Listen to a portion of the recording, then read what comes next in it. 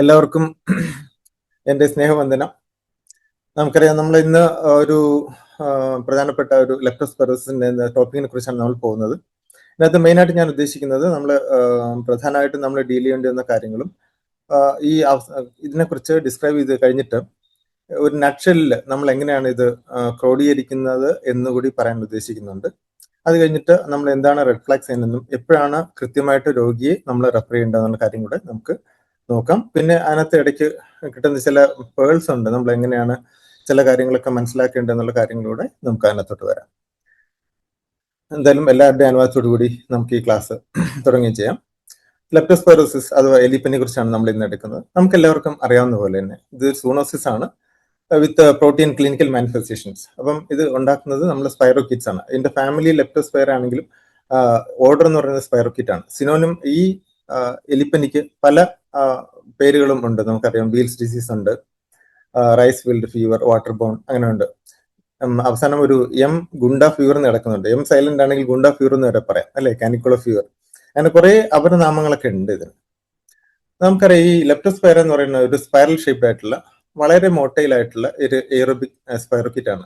ചിലപ്പോൾ 18 or more coils ഒക്കെ കാണും അതിന്റെ സെൽസിൽ, ഓർഗാനിസം. പക്ഷെ ഇതിന്റെ ഒരു പ്രത്യേകത എന്ന് വെച്ചാൽ സാധാരണ ലബോറട്ടറി സ്റ്റെയിൻ വെച്ചിട്ട് നമുക്ക് പെട്ടെന്ന് ഇതിന് സ്റ്റെയിൻ ചെയ്യാൻ പറ്റില്ല. പക്ഷെ ഇതിനകത്ത് ഡാർക്ക് ഫീൽഡ് മൈക്രോസ്കോപ്പിയാണ് ഇതിനകത്ത് ഏറ്റവും ബെസ്റ്റ് ആയിട്ട് വരുന്നത്. പക്ഷെ ഇത് ഇപ്പോഴേ ഒബ്സലീറ്റ് ആണ്, നമുക്ക് എപ്പോഴും ഇത് ഉപയോഗിക്കാനും പറ്റില്ല. പക്ഷെ ഇലക്ട്രോൺ മൈക്രോസ്കോപ്പിക് ഇത് വെച്ച് നോക്കുകയാണെങ്കിൽ, മോർഫോളജി എടുത്ത് നോക്കുകയാണെങ്കിൽ ഇതിന് വളരെ ക്ലിയർ കട്ടായിട്ട് നമുക്ക് ഐഡന്റിഫൈ ചെയ്യാൻ പറ്റും. കാരണം ഇതിനൊരു യൂണീക് ക്വസ്റ്റ്യൻ മാർക്ക് ഹുക്ക് ഉണ്ട് ഈ ബാക്ടീരിയത്തിന്റെ എൻഡിൽ. അതാണ് ഈ പടത്തിൽ കാണുന്നത്. നമുക്ക് കാണാം, വ്യക്തമായിട്ട് കാണാം. വളരെ സുന്ദരമായിട്ടുള്ള ഒരു പിക്ചറാണ്. അവസാനം ഒരു ഹുക്ക് മാർക്ക്, ഒരു ക്വസ്റ്റ്യൻ മാർക്ക് നമുക്ക് കാണാം. അപ്പം പലപ്പോഴും നമ്മൾ നേരെ ഈ ലെപ്റ്റോസ്പൈറസ് ഡീൽ ചെയ്തില്ലെങ്കിൽ ആ ക്വസ്റ്റ്യൻ മാർക്ക് നേരെ നമുക്ക് തിരിഞ്ഞ് വരികയും ചെയ്യാം എന്നുള്ള കാര്യം കൂടെ മറക്കണ്ട.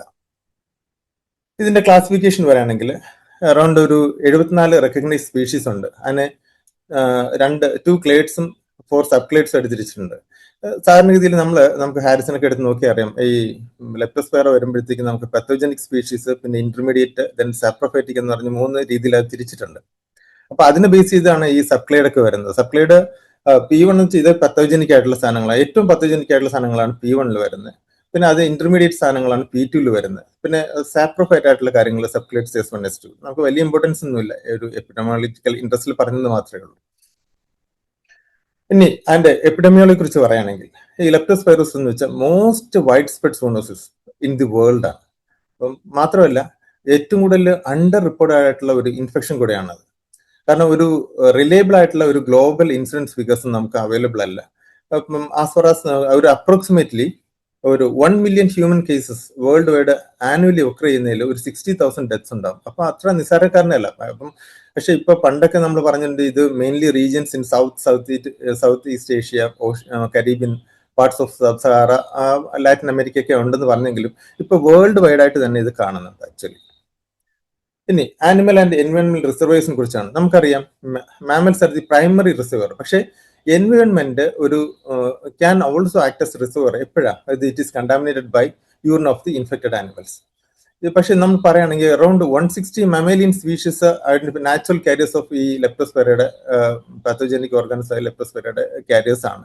പക്ഷെ ഇതിന്റെ നമ്മൾ പറയാറുണ്ടല്ലോ, എന്തുകൊണ്ടാണ് ഇത് സ്പ്രെഡ് ചെയ്യുന്നത് വെച്ചാൽ, നമ്മൾ പറയും എലിയുടെ മൂത്രത്തിൽ നിന്ന് മൂത്രം, ഇൻഫെക്റ്റഡ് ആയിട്ടുള്ള എലിയുടെ മൂത്രം ജലാശയങ്ങളിലോ മറ്റേ കെട്ടിക്കിടക്കുന്ന ഇതിലേക്ക് പിന്നെ മിക്സ് ചെയ്തിട്ടാണ് ഈ പ്രശ്നം ഉണ്ടാകുന്നത്. അതിന്റെ കാരണം എന്ന് വെച്ചാൽ the organism leaves in the renal tubules of infected mammals.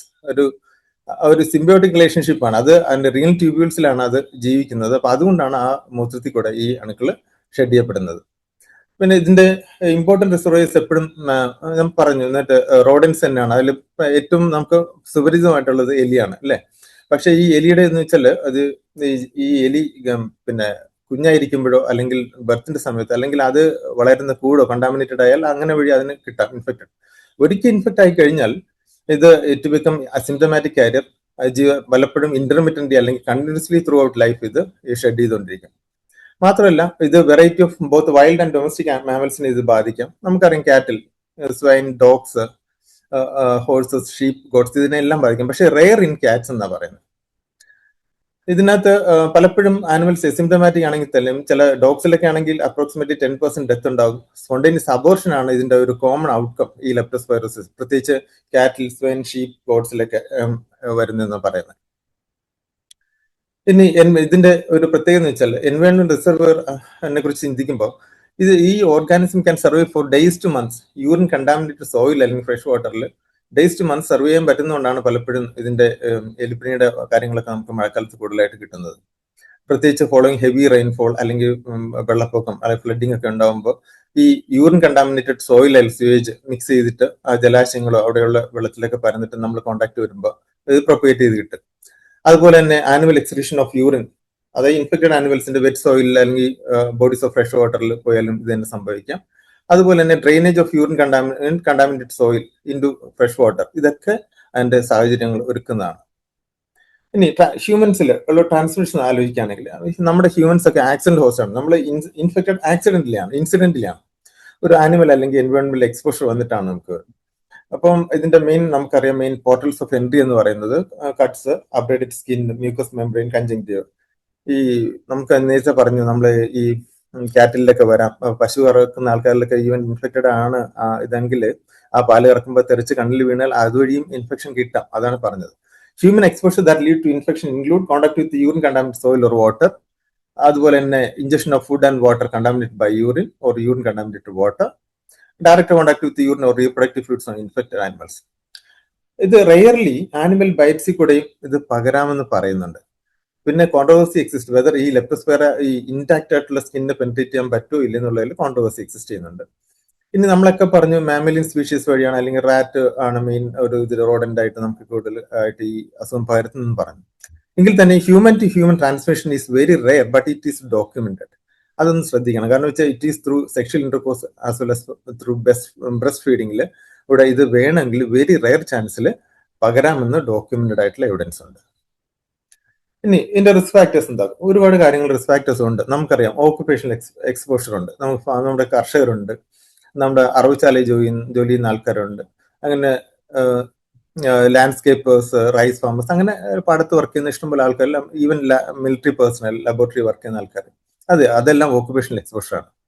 അതുപോലെ തന്നെ റിക്രിയേഷണൽ ആക്ടിവിറ്റീസ്, നമുക്ക് ഫ്രഷ് വാട്ടർ സ്വിമ്മിങ്, നമ്മൾ നേരത്തെ പറഞ്ഞില്ലേ ഫ്രഷ് വാട്ടർ ബോഡിയിലൊക്കെ ഇതിന്റെ കണ്ടാമിനേറ്റഡ് സാധനങ്ങൾ വന്നു കഴിഞ്ഞാൽ കാനോയിങ്, കയാക്കിങ്, ഇതിലൊക്കെ റിക്രിയേഷണൽ ആക്ടിവിറ്റീസിലൂടെയും ഇത് പകരാം. പിന്നെ ഹൗസ് ഹോൾഡ് എക്സ്പോഷർ, നമ്മുടെ pet dogs, rain water catchment systems, ഇതിനൊക്കെ ഇൻഫെക്റ്റഡ് ആയി കഴിഞ്ഞാൽ അവിടെ നിന്ന് നമുക്ക് കിട്ടാം. അതുപോലെ തന്നെ ലോ സോഷ്യോ എക്കണോമിക് സ്റ്റാറ്റസ് ഉള്ള ആൾക്കാരിലും, കാരണം അർബൻ ഏരിയസിൽ പുവർ സാനിറ്റേഷൻ ഒക്കെ ആണെങ്കിൽ അതൊരു സോഴ്സ് ആണ്. അതുപോലെ തന്നെ നമ്മളിപ്പം അസുഖമില്ലാത്ത ഒരാൾ ട്രാവലായിട്ട് എൻഡമിക് ഏരിയയിലേക്ക് ട്രാവൽ ചെയ്യുകയാണെങ്കിൽ അവിടെ നിന്നും കിട്ടാം. അതുപോലെ തന്നെ വാക്കിംഗ് ബെയർ ഫുട്ട്, സർഫേസ് വാട്ടറിൽ കൂടെ വെറുതെ ഒന്ന് ഷൂസോ വേറെ പ്രൊട്ടക്റ്റീവ് സാധനങ്ങളൊന്നും ഇല്ലാണ്ട് നമ്മൾ നടന്നാലും സ്കിൻ ലീഷനൊക്കെ ഉണ്ടെങ്കിൽ ഉറപ്പായിട്ടും അത് കിട്ടാം. പണ്ട് ഒരു ബൈക്കിൽ പോയ ഒരു ഹിസ്റ്ററി മാത്രമുള്ള ഒരാൾക്ക് ചെളിവെള്ളം തെറിച്ച് വീണിട്ട് ലെപ്റ്റോസ്പൈറ വന്ന ഒരു ചരിത്രമുണ്ട്. പിന്നെ സ്പെഷ്യൽ സിറ്റുവേഷൻ നമുക്ക് ഇതിനകത്ത് ഞാൻ പറഞ്ഞ കുറച്ച് കാര്യങ്ങൾ ഉദാഹരണമായിട്ട് ഫ്രഷ് വാട്ടറിൽ നിന്ന് കിട്ടിയിട്ടുണ്ട്. ഈ ട്രയാത്തലോൺ എന്ന് പറഞ്ഞ സ്പോർട്സ് ആക്ടിവിറ്റി ചെയ്ത ആൾക്കാരിൽ ഇത് റിപ്പോർട്ട് ചെയ്തിട്ടുണ്ട് മാസീവായിട്ട്. അതുപോലെ തന്നെ റേസ് പാർട്ടിസിപ്പൻസ് ഇൻ ഫ്ലോറിഡയിൽ റിപ്പോർട്ട് ചെയ്തിട്ടുണ്ട്. ഈ ഇസ്രയേൽ വരെ റിപ്പോർട്ട് ചെയ്യുന്ന റിക്രിയേഷൻ വാട്ടർ എക്സ്പോഷർ വന്നിട്ട്. അപ്പൊ ഇങ്ങനെയുള്ള നമ്മൾ ചിന്തിക്കുമ്പോൾ ഇങ്ങനെയുള്ള ആക്ടിവിറ്റീസും ആളുകൾ ചെയ്തിട്ടുണ്ടോ എന്നുള്ള കാര്യം പലപ്പോഴും നമ്മൾ ഹിസ്റ്ററിയിൽ ചോദിക്കേണ്ടി വരും. ഇനി നമ്മൾ coming to the clinical manifestation spectrum of illness ആണ്. അപ്പൊ ഇതിന്റെ ആക്ച്വലി ഇത് ലെപ്റ്റോസ്പൈറസ് എന്ന് വെച്ചാൽ ഒരു ഗ്രേറ്റ് മിമിക്കറാണ്. നമുക്ക് ഒരു സാധനം അല്ലെങ്കിൽ ഇതുകൊണ്ട് പെട്ടെന്ന് ഐഡന്റിഫൈ ചെയ്യാൻ പറ്റും. നമ്മൾ ഒരു പാറ്റേൺ വെച്ച് മാത്രമേ നമ്മൾ ഇതിനെ റെക്കഗ്നൈസ് ചെയ്യാൻ പറ്റുകയുള്ളൂ എന്നുള്ളതാണ്.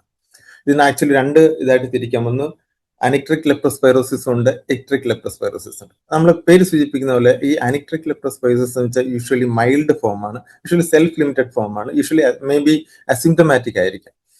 പക്ഷേ ഇക്ട്രിക് നേരെ തിരിച്ച് majority of symptoms patient with have anicteric means majority of patients anicteric ആണ്.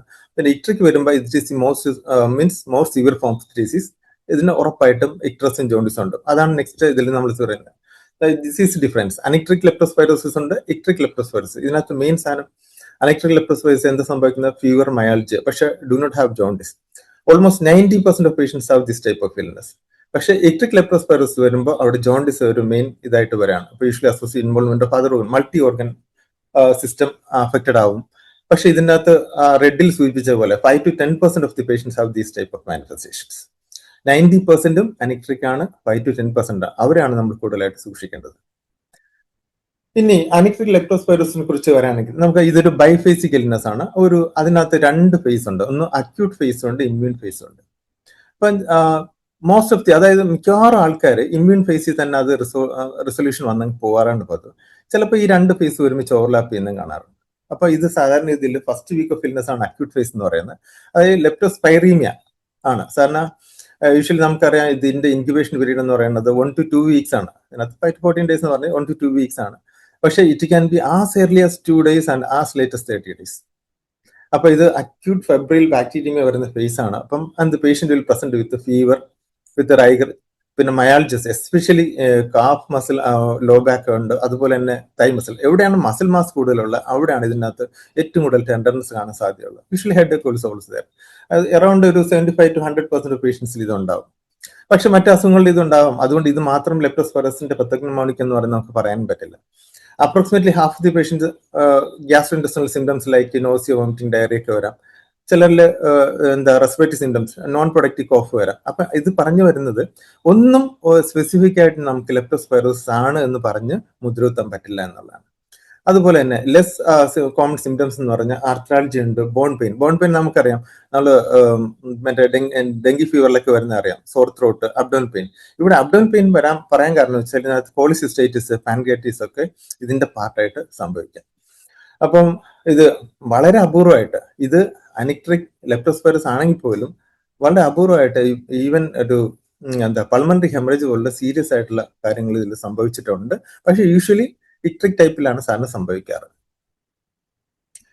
ഇനി നമ്മൾ ഫിസിക്കൽ എക്സാമിനേഷൻ പേഷ്യന്റ് വരുമ്പോൾ 2-3 കാര്യങ്ങൾ ഒരു പ്രധാനമായിട്ട് നിങ്ങളുടെ ശ്രദ്ധപ്പെടുത്താൻ ഞാൻ ആഗ്രഹിക്കുന്നത്. ഒന്ന്, ഇവരെല്ലാം ഇതിനകത്ത് വെൽ ഡോക്യുമെന്റഡ് ആയിട്ട് ഒരു കാര്യം പറയുന്നത് കൺജങ്ക്റ്റിവൽ ഹൈപ്രീമിയ അല്ലെങ്കിൽ സഫ്യൂഷൻ.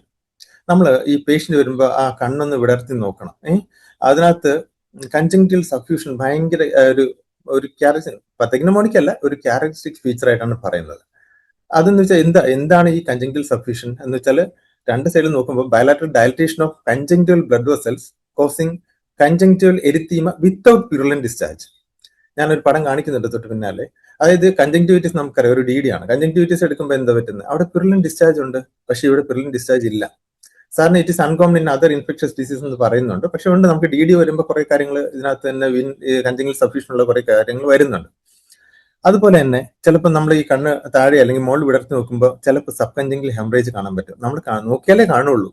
അപ്പം അങ്ങനെയുണ്ട്. അത് ഉണ്ടെങ്കിൽ നമ്മൾ അപ്പം തന്നെ ഈ പ്രത്യേകിച്ചും എൻ്റെ ഒരു ജിയോഗ്രഫിക്കൽ ഏരിയ എന്ന് വരുന്ന ആൾക്കാർ അവരുടെ തൊഴിൽ ഈ കാര്യങ്ങൾ ആലോചിക്കുമ്പോൾ, അവരുടെ ക്ലിനിക്കൽ ഫീച്ചേഴ്സ് ആലോചിക്കുമ്പോൾ ഒരു പക്ഷെ നമുക്കൊരു പെട്ടെന്നൊരു പിടിവള്ളിയായിട്ട് കിട്ടുന്നത് ലെപ്റ്റോസ്പൈറസ് ആയിക്കൂടെ എന്ന് ചോദിച്ചു കഴിഞ്ഞാൽ ഒരു ഉത്തരം ചിലപ്പോൾ ഇങ്ങനെയുള്ള ജനറൽ എക്സാമിനേഷൻ നമുക്ക് കിട്ടും. അപ്പൊ ഇത് ഈ സബ് കൺജങ്ക്റ്റിവൽ ഹെമറേജ് എന്ന് വെച്ചാൽ ഫോക്കൽ ഫ്ലാറ്റ് ഒരു ബ്രൈറ്റ് റെഡ് പാച്ച് ആണ് സാറിന്. ഇതിനകത്ത് with or without conjunctival suffusion കാണാം.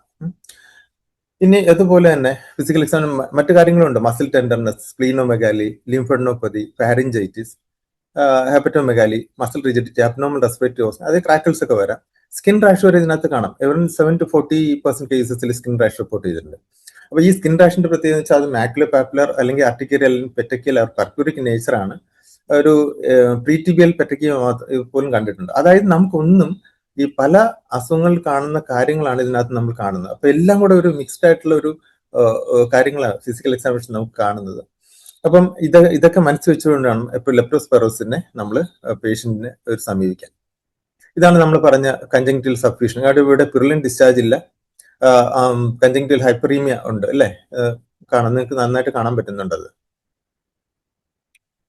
ഇനി അന്നേരം ഈ ലബോറട്ടറി ഫൈൻഡിങ്സ് നോക്കുമ്പോൾ, അതായത് ഇത് അക്യൂട്ട് ഫേസ് ആണെന്ന് ഓർക്കണം. അപ്പം വളരെയധികം ചേഞ്ചസ് ഒന്നും അക്യൂട്ട് ഫേസിൽ ഉണ്ടായിരിക്കില്ല. സാറിന് യൂഷ്വലി ന്യൂട്രോഫിലിയ കാണാറുണ്ട്. നമ്മൾ അങ്ങനെയാണ് സാറിന് അതിൽ ഡെങ്കി ഫ്യൂവൽ എടുക്കുമ്പോൾ എല്ലാം ലോവർ TC ഒക്കെ നോക്കുമ്പോൾ വളരെ കുറവായിരിക്കും അല്ലെ. ഇത് യൂഷ്വലി ന്യൂട്രോഫിലിയ കാണാം. പക്ഷെ തുടക്കത്തിലാണെങ്കിൽ ചിലപ്പം count can be normal low, അവിടെ നമുക്ക് കൃത്യമായിട്ട് പറയാൻ പറ്റില്ല. പിന്നെ thrombocytopenia, anaemia are less common ആണ് ഈ തുടക്കത്തിലുള്ള അക്യൂട്ട് ഫേസിൽ. അത് സമയം എടുക്കും. 3 to 4 days കഴിഞ്ഞിട്ടാണ് കറക്റ്റ് ആയിട്ടുള്ള പ്രസന്റേഷൻ നമുക്ക് കിട്ടുക. വളരെ അപൂർവമായിട്ട് പാൻസൈറ്റോപീനിയ വരാം, ESR റേസ് ചെയ്യാം, mild elevation of liver amino transferases ഒക്കെ ചെയ്യുന്നുണ്ട്. പിന്നെ ക്രിയാറ്റിൻ കൈനേസ് കാരണം റാബ്ഡോമയോലിസിസ് ഒക്കെ നമ്മൾ സംഭവിക്കാമല്ലോ. അപ്പോൾ അപ്രോക്സിമേറ്റ്ലി ഹാഫ് ഓഫ് ദി പേഷ്യൻസിൽ CPK ഒക്കെ നോക്കുമ്പോൾ അത് എലിവേറ്റഡ് ആയിട്ട് കാണും. പക്ഷെ നന്നായിട്ട് എനിക്ക് തോന്നുന്നു 3 to 4 days കഴിഞ്ഞ് നമ്മൾ ഒരു ഇമ്മ്യൂൺ ഫേസിലേക്ക് പോകുമ്പോഴാണ് കൂടുതലും പ്രോട്ടീനിലും പൈയൂറിയും ഗ്രാൻഡർ കാസ്റ്റ് ഒക്കെ യൂഷ്വലി കാണാറ്. അക്യൂട്ട് കിഡ്നി ഇഞ്ചുറി വളരെ റെയർ ആണ് ഇത് അക്യൂട്ട് ഫേസിൽ. അത് കഴിഞ്ഞ് വരുന്ന ഇമ്മ്യൂൺ ഫേസ് എപ്പോഴും ആലോചിക്കുമ്പോൾ നമ്മൾ അക്യൂട്ട് ഫേസ് കഴിഞ്ഞ് നമ്മൾ 1 week സമയം പറഞ്ഞു 3 to 10 days വരെ എടുക്കാം acute phase. Then comes the immune phase. അപ്പം majority of the patient acute ഫേസിൽ തന്നെ അത് ഇല്ലാണ്ടായി പോകും. ചില കേസിൽ മാത്രമാണ് ഇമ്മ്യൂൺ ഫേസിലായിട്ട് അങ്ങ് പോകുന്നത്. പക്ഷെ ഒരു കാര്യം എപ്പോഴും ശ്രദ്ധിക്കേണ്ടത്, ഈ അക്യൂട്ട് ഫേസ് കഴിഞ്ഞ് ഒരു 1-2 ദിവസം കഴിഞ്ഞിട്ടായിരിക്കും ഈ ഇമ്മ്യൂൺ ഫേസിന്റെ ഒരു ശരിക്കുള്ള സ്റ്റാർട്ടപ്പ് തുടങ്ങുന്നത്. ഈ സമയത്ത് പേഷ്യന്റ് നല്ല ബെറ്റർ ആയിട്ട് തോന്നിക്കും. നമുക്ക് ആദ്യത്തെ ബൈഫേസിക്കൽനെസ് ഇതിന്റെ ഇത് വരുമ്പോഴത്തേക്കും പേഷ്യന്റ് ബെറ്റർ ആണെന്ന് തോന്നിക്കും. പക്ഷെ ആ സമയത്ത് നമ്മൾ പേഷ്യന്റ് ഡിസ്ചാർജ് ചെയ്യാൻ പാടില്ല. കാരണം വെച്ചാൽ ഇനി വരാനിരിക്കുന്ന കൊടുങ്കാറ്റിന്റെ മുന്നോടിയായിട്ടുള്ള ഒരു സംഭവമായിരിക്കും. കാരണം വെച്ചാൽ ഇത് സ്പെസിഫിക് ഇമ്മ്യൂൺ മീഡിയേറ്റഡ് കോംപ്ലിക്കേഷൻസിന്റെ തുടക്കമാവും അത്. അതുകൊണ്ട് പേഷ്യന്റ് അത് കഴിഞ്ഞ് കാരണം പേഷ്യന്റ് വിൽ റിന്യൂഡ് ഫീവറും headache myalgia nausea vomiting abdominal pain എല്ലാം കൂടെ പേഷ്യന്റ് രണ്ടാമത് ഇമ്മ്യൂൺ ഫേസിലേക്ക് പോകുമ്പോൾ വരാം. അപ്പം അതുപോലെ തന്നെ ഈ sometimes acute phase immune phase നമ്മൾ നേരത്തെ പറഞ്ഞു ഓവർലാപ്പ് ചെയ്യാൻ പറ്റും. യൂഷ്വലി ഈ immune phase around last for 1 week, പക്ഷേ ചിലപ്പോൾ 30 days. ഇത് ഇവർ പറയുന്ന ഒരു ഡോക്യുമെന്റേറ്റഡ് കാര്യം വെച്ചാൽ പല പേഷ്യൻസ് നമുക്ക് പറയും ഈ എലിപ്പനിയും ഒക്കെ വന്ന് ഡെങ്കിപ്പനിയൊക്കെ വന്നു കഴിയുമ്പോൾ ഭയങ്കര ടയർഡ്നെസ് എന്ന് പറയും. അത് പറയുന്ന ഈ പോസ്റ്റ് ഇൻഫെക്ഷ്യസ് സ്റ്റേറ്റിൽ ഈ പേഷ്യന്റ് ഭയങ്കര ഫറ്റീഗ് ഇത് വേണമെങ്കിൽ അപ് ടു 1 year വരെ നീണ്ടേക്കാന്നാണ് ഈവൻ ഹാരിസൺ വരെ പറയുന്നുണ്ട്. അപ്പൊ അങ്ങനെയുള്ള കാര്യങ്ങളും ഉണ്ട് ഇതിനോട് ചേർത്ത് തന്നെ. ഇനി അതിനകത്ത് വേറെ കാണുന്ന അസെപ്റ്റിക് മെനിഞ്ചൈറ്റിസ്, ഇത് ഇമ്മ്യൂൺ ഫേസിന്റെ ഒരു ഹോൾമാർക്കായിട്ടാണ് പറയുന്നത്. കാരണം വെച്ചാൽ പേഷ്യന്റിന്റെ ഒരു ചെറിയ ന്യൂക്ലിയർ റിജിഡിറ്റി ഒക്കെ വരും. നോക്കുമ്പോഴത്തേക്കും ചെറിയ നെക്ക് സ്റ്റിഫ്നെസ് ഒക്കെ ഉണ്ടാകും. പക്ഷേ ഇത് പാപ്പിലഡീമിയ ഒന്നും കാണില്ല. അപ്പൊ ശരിക്കുള്ള മെനിഞ്ചൈറ്റിസ് ആണെന്ന് വെച്ചാൽ ശരിക്കുള്ള മെനിഞ്ചൈറ്റിസ് അല്ല. കാരണം വെച്ചാൽ ഇവിടെയൊക്കെ host immune response to the organism ആണ്. അതാ ഈ സെൻട്രൽ നെർവസ് സിസ്റ്റത്തിന്റെ ഇൻഫെക്ഷൻ വരുന്നതിനേക്കാളുപരി host immune response to organism ആണ് ഇതായിട്ട് കാണുന്നത്. അതുകൊണ്ട് തന്നെ ഇത് സാറിന് 2 to 3 daysനുള്ളിൽ ഇതങ്ങ് റിസോൾവ് ചെയ്യുന്ന കാണാറുണ്ട് മിക്കവാറും കേസ് തന്നെ. അതുപോലെ തന്നെ ഒരു കോംപ്ലിക്കേഷൻ, ഇത് ക്രോണിക് ആവാൻ സാധ്യതയുള്ള ഒരു കോംപ്ലിക്കേഷൻ കൂടെയാണ് യുവിഐറ്റിസ്. നമുക്കറിയാം നമ്മൾ പഠിച്ചിട്ടുണ്ട് ആന്റി യുവിഐറ്റിസ് ഉണ്ട്, പോസ്റ്റ് യുവിഐറ്റിസ് ഉണ്ട്. ഇതിനകത്ത് ആന്റി യുവിഐറ്റിസ് ആണ് വരുന്നെങ്കിൽ നമുക്കറിയാം ഐറിഡോസൈക്ലൈറ്റിസ് അല്ലെ, അത് നമ്മൾ പഠിച്ചിട്ടുണ്ട്. പക്ഷേ ഇതാണ് അക്യൂട്ട് ആണ്, ഇൻസിഡിയസ് പെയിൻ ആയിരിക്കും, റെഡ്നെസ് ഓഫ് ദി ഐസ് ആണ്, primarily at limbus, junction between cornea and sclera ആണല്ലോ ലിംബസ് എന്ന് പറയുന്നത്. അവിടെ ആ ബ്ലഡ് രക്തങ്ങളൊക്കെ നല്ല ഭയങ്കരമായിട്ട് കോമൺ ആയിട്ട് നമുക്ക് കാണാൻ പറ്റും. പോസിറ്റിവിറ്റീസ് ലെസ് കോമൺ ആണ്, റെറ്റിനൈറ്റിസ് കാണാം. അതിനകത്ത് മെയിൻലി വിഷ്വൽ ചേഞ്ചസ് ആണ്, പെയിൻലെസ് വിഷ്വൽ ചേഞ്ചസ് ആണ് യൂഷ്വലി കാണുന്നത്. രണ്ടിനും ഗുഡ് പ്രോഗ്നസ് ആണ് പറയുന്നത്. പക്ഷേ ചില കേസിൽ ക്രോണിസിറ്റി വരാം എന്ന് പറയുന്നുണ്ട്, പ്രത്യേകിച്ച് യുഐറ്റിസിൽ. നമുക്ക് കണ്ട ആ ലിംബസിലെ ബ്ലഡ് വെസൽസ് ഒക്കെ വളരെ നന്നായിട്ട് എടുത്ത് കാണിക്കുന്ന പോലെ തന്നെയുണ്ട്. പിന്നെയാണ് നമ്മുടെ പ്രധാനപ്പെട്ട വില്ലൻ വരുന്നത്, that is Weil's disease, that is icteric leptospirosis. ഇത് നമ്മൾ നേരത്തെ പറഞ്ഞ പോലെ 5 to 10% ഓഫ് കേസിലാണ് ഇത് സിംറ്റമാറ്റിക് ലെപ്റ്റോസ്പൈറോസിസ് കാണുന്നത്. റാപ്പിഡ്ലി പ്രോഗ്രസ് ആണ്, മൾട്ടി സിസ്റ്റം ഇൻവോൾവ് ആണ്. ഇതിനകത്ത് ഇതിന്റെ ട്രയാഡ് എന്ന് പറയുന്നത് ആക്ച്വലി ഇതിനകത്ത് ഫീവർ, ജോണ്ടിസ്, റീനൽ ഫെയിലിയർ പറയുന്നെങ്കിലും ട്രയാഡ് ഓഫ് വീൽസ് ഡിസീസ് എന്ന് പറയുന്നത് ജോണ്ടിസ്, റീനൽ ഫെയിലിയർ, പിന്നെ ഹെമറേജിക് ഡയത്തസിസ് ആണ്. എങ്കിലാണ് വീൽസ് ഡിസീസ് പറയുന്നത്. ഇതിനകത്ത് മെയിൻലി പേടിക്കേണ്ട സാധനം വെച്ചാൽ പൾമണറി ഹെമറേജ് ആണ്. കാരണം അക്യൂട്ട് റെസ്പിറേറ്ററി ഡിസ്ട്രസ് സിൻഡ്രോം വരും, പേഷ്യന്റ് പെട്ടെന്ന് ബ്രെത്ത്ലെസ്നെസ് ആയിട്ടൊക്കെ പ്രസന്റ് ചെയ്യും, ഹീമോപ്റ്റൈസിസ് വരും. ഭയങ്കര ഏറ്റവും കൂടുതൽ മോർട്ടാലിറ്റി വരാൻ സാധ്യത ഈ പൾമണറി ഹെമറേജ്. ഗ്ലോബലി ഇൻസിഡന്റ് എടുത്തു കഴിഞ്ഞാൽ പോലും പൾമണറി ഹെമറേജ് വന്നു കഴിഞ്ഞാൽ വലിയ പ്രശ്നങ്ങളാണ്. അതുപോലെ തന്നെ ECG എടുത്ത് നോക്കുമ്പോൾ മയോകാർഡൈറ്റിസ് വരും. നമുക്കറിയാം അതിനകത്ത് STT ചേഞ്ചസ്, നോൺ സിഗ്നിഫിക്കന്റ് ആയിട്ടുള്ള STT ചേഞ്ചസ് ആണ്. പിന്നെ റീപോളറൈസേഷൻ അബ്നോർമാലിറ്റീസ് ഒക്കെ വരാം, ഈവൻ അരിത്മിയ വരാം. ഇതൊക്കെയാണ് അതിനകത്ത് നമ്മൾ ഈ ECG എടുക്കുമ്പോൾ ഇതിനകത്ത് കാണുന്നത്. പിന്നെ റാബ്ഡോമയോലൈസിസ് നമുക്കറിയാം പാർട്ട് ഓഫ് ദി സിൻഡ്രോം ആണ്, നമുക്ക് CPK ഒക്കെ വിട്ട് നമുക്ക് നോക്കേണ്ടി വരും. കൺജങ്ക്റ്റിവൽ സബ്ഫ്യൂഷൻ നമ്മൾ നേരത്തെ പറഞ്ഞു, പലപ്പോഴും നമ്മൾ ഓവർലുക്ക് ചെയ്യുന്ന ഒരു ഇതാണ് കൺജങ്ക്റ്റിവൽ സബ്ഫ്യൂഷൻ. അപ്പം ഇതൊക്കെ ഇക്ട്രിക് ലെപ്റ്റോസ്പൈറോസിസിലും കാണാം. നമുക്ക് അറിയാം ഹെപ്പാറ്റിക് ഇതിനകത്ത് ഇക്ടസ് ആൻഡ് ജോണ്ടിസ് ഉണ്ട്, എലിവേറ്റഡ് അമിനോ ട്രാൻസ്ഫറേസസ് ഒക്കെ വരും. പക്ഷേ ലിവർ ഫെയിലിയർ വളരെ റെയർ ആണെന്ന് പറയുന്നത്. സാറിന് വിത്തൗട്ട് പെർമനന്റ് ലിവർ ഡാമേജ് തന്നെ ഇത് റിക്കവർ ചെയ്യാൻ ഒരിക്കൽ പേഷ്യന്റ് രക്ഷപ്പെട്ട് കഴിഞ്ഞാൽ.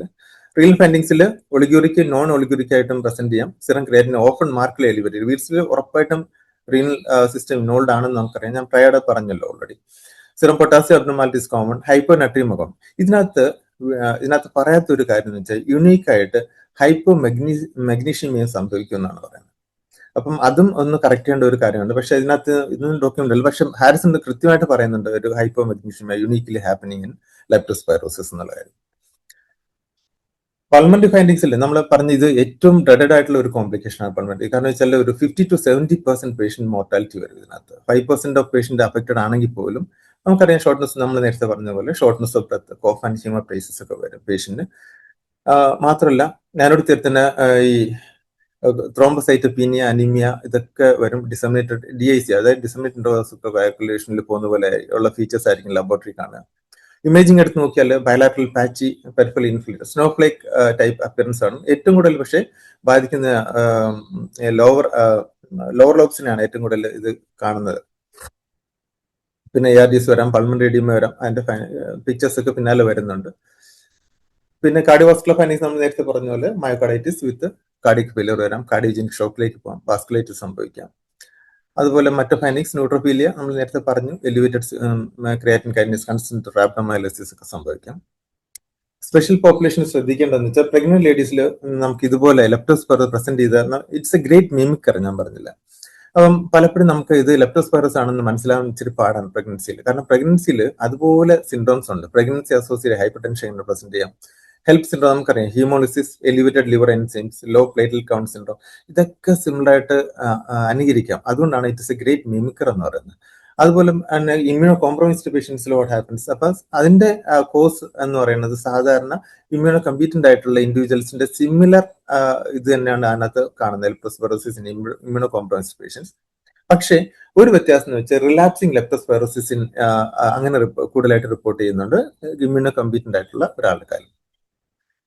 ഇനി ഡയഗ്നോസിസിലേക്ക് വരികയാണെങ്കിൽ നമുക്കറിയാം high index of clinical suspicion വേണം. കാരണം വെച്ചാൽ പല കാര്യങ്ങളിലും പലപ്പോഴും നമ്മൾ ഇതിന് വെച്ചാൽ ഗ്രേറ്റ് മിമിക്കർ ആയതുകൊണ്ടും ഇതിന്റെ സിംറ്റംസ് ഇന്നതാണെന്ന് പതഗ്നോമോണിക്കാണെന്ന് ഇന്ന ഫീച്ചേഴ്സ് ഉണ്ട് എന്ന് നമുക്ക് വ്യക്തമായി പറയാൻ സാധിക്കാത്തതുകൊണ്ടും ഈവൻ ദി ലബോറട്ടറി ഇൻവെസ്റ്റിഗേഷൻസിൽ നമുക്ക് പലപ്പോഴും കൺഫ്യൂഷൻ വരാറുള്ളതുകൊണ്ടും ഹൈ ഇൻഡെക്സ് ഓഫ് സസ്പിഷനും ബാക്കിയുള്ള മീൻസ് ക്ലിനിക്കൽ ഹിസ്റ്ററിയും ക്ലിനിക്കൽ എക്സാമിനേഷനും ബാക്കിയുള്ള ജിയോഗ്രാഫിക് ഏരിയയുടെ പ്രത്യേകത എല്ലാം പിന്നെ അയാളുടെ എക്സ്പോഷറും അങ്ങനെയുള്ള കാര്യങ്ങൾ വെച്ച് മാത്രമേ നമുക്കൊരു പാറ്റേൺ വെച്ച് മാത്രമേ നമുക്കൊരു ഡയഗ്നോസിലേക്ക് എത്താൻ സാധിക്കുകയുള്ളൂ.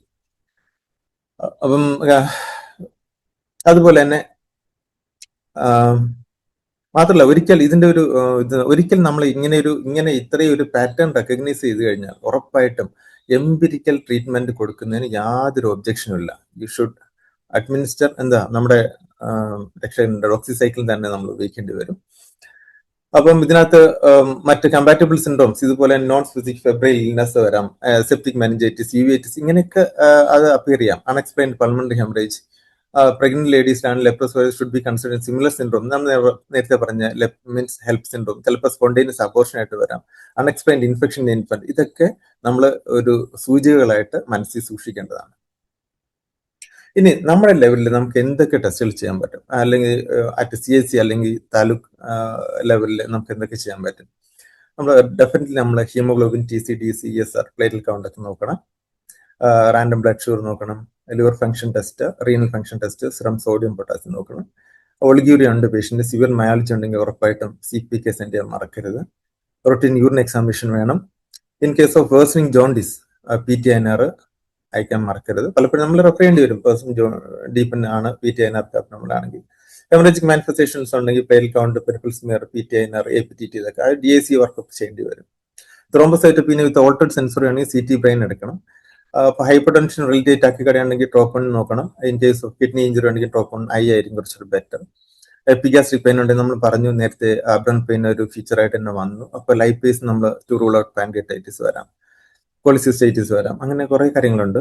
പക്ഷെ നമ്മൾ ഇത് കണ്ടുപിടിച്ച് ഇപ്പം IgM ഇത് ലെപ്റ്റോ പോസിറ്റീവ് എന്ന് പറഞ്ഞിട്ട് ആ ഒരു ടെലിസ്കോപ്പിക് വ്യൂയിലൂടെ മാത്രം നോക്കരുത്. കാരണം വെച്ചാൽ പല അസുഖങ്ങളും കമ്പൈൻഡ് ആയിട്ട് അസോസിയേറ്റ് ചെയ്ത് കാണാം. അപ്പൊ dengue, malaria, scrub typhus, enteric fever, H1N1 ഇതൊക്കെ നോക്കേണ്ടി വരും. നമുക്കറിയാം ഇതിനകത്ത് റാഷ് വരാൻ നമ്മൾ പറഞ്ഞു അല്ലെ, ഒരു 7-40% കേസിൽ റാഷ് വരാം. അപ്പം അത് നമ്മൾ സ്ക്രബ് ടൈഫസ് അങ്ങനെയുള്ള ഒരു ജിയോഗ്രാഫിക്കൽ ഏരിയ ആണെങ്കിൽ അതുമായിട്ടൊക്കെ ഭയങ്കരമായിട്ട് കൺഫ്യൂഷൻ വരാൻ സാധ്യതയുള്ളതാണ് നമുക്ക്.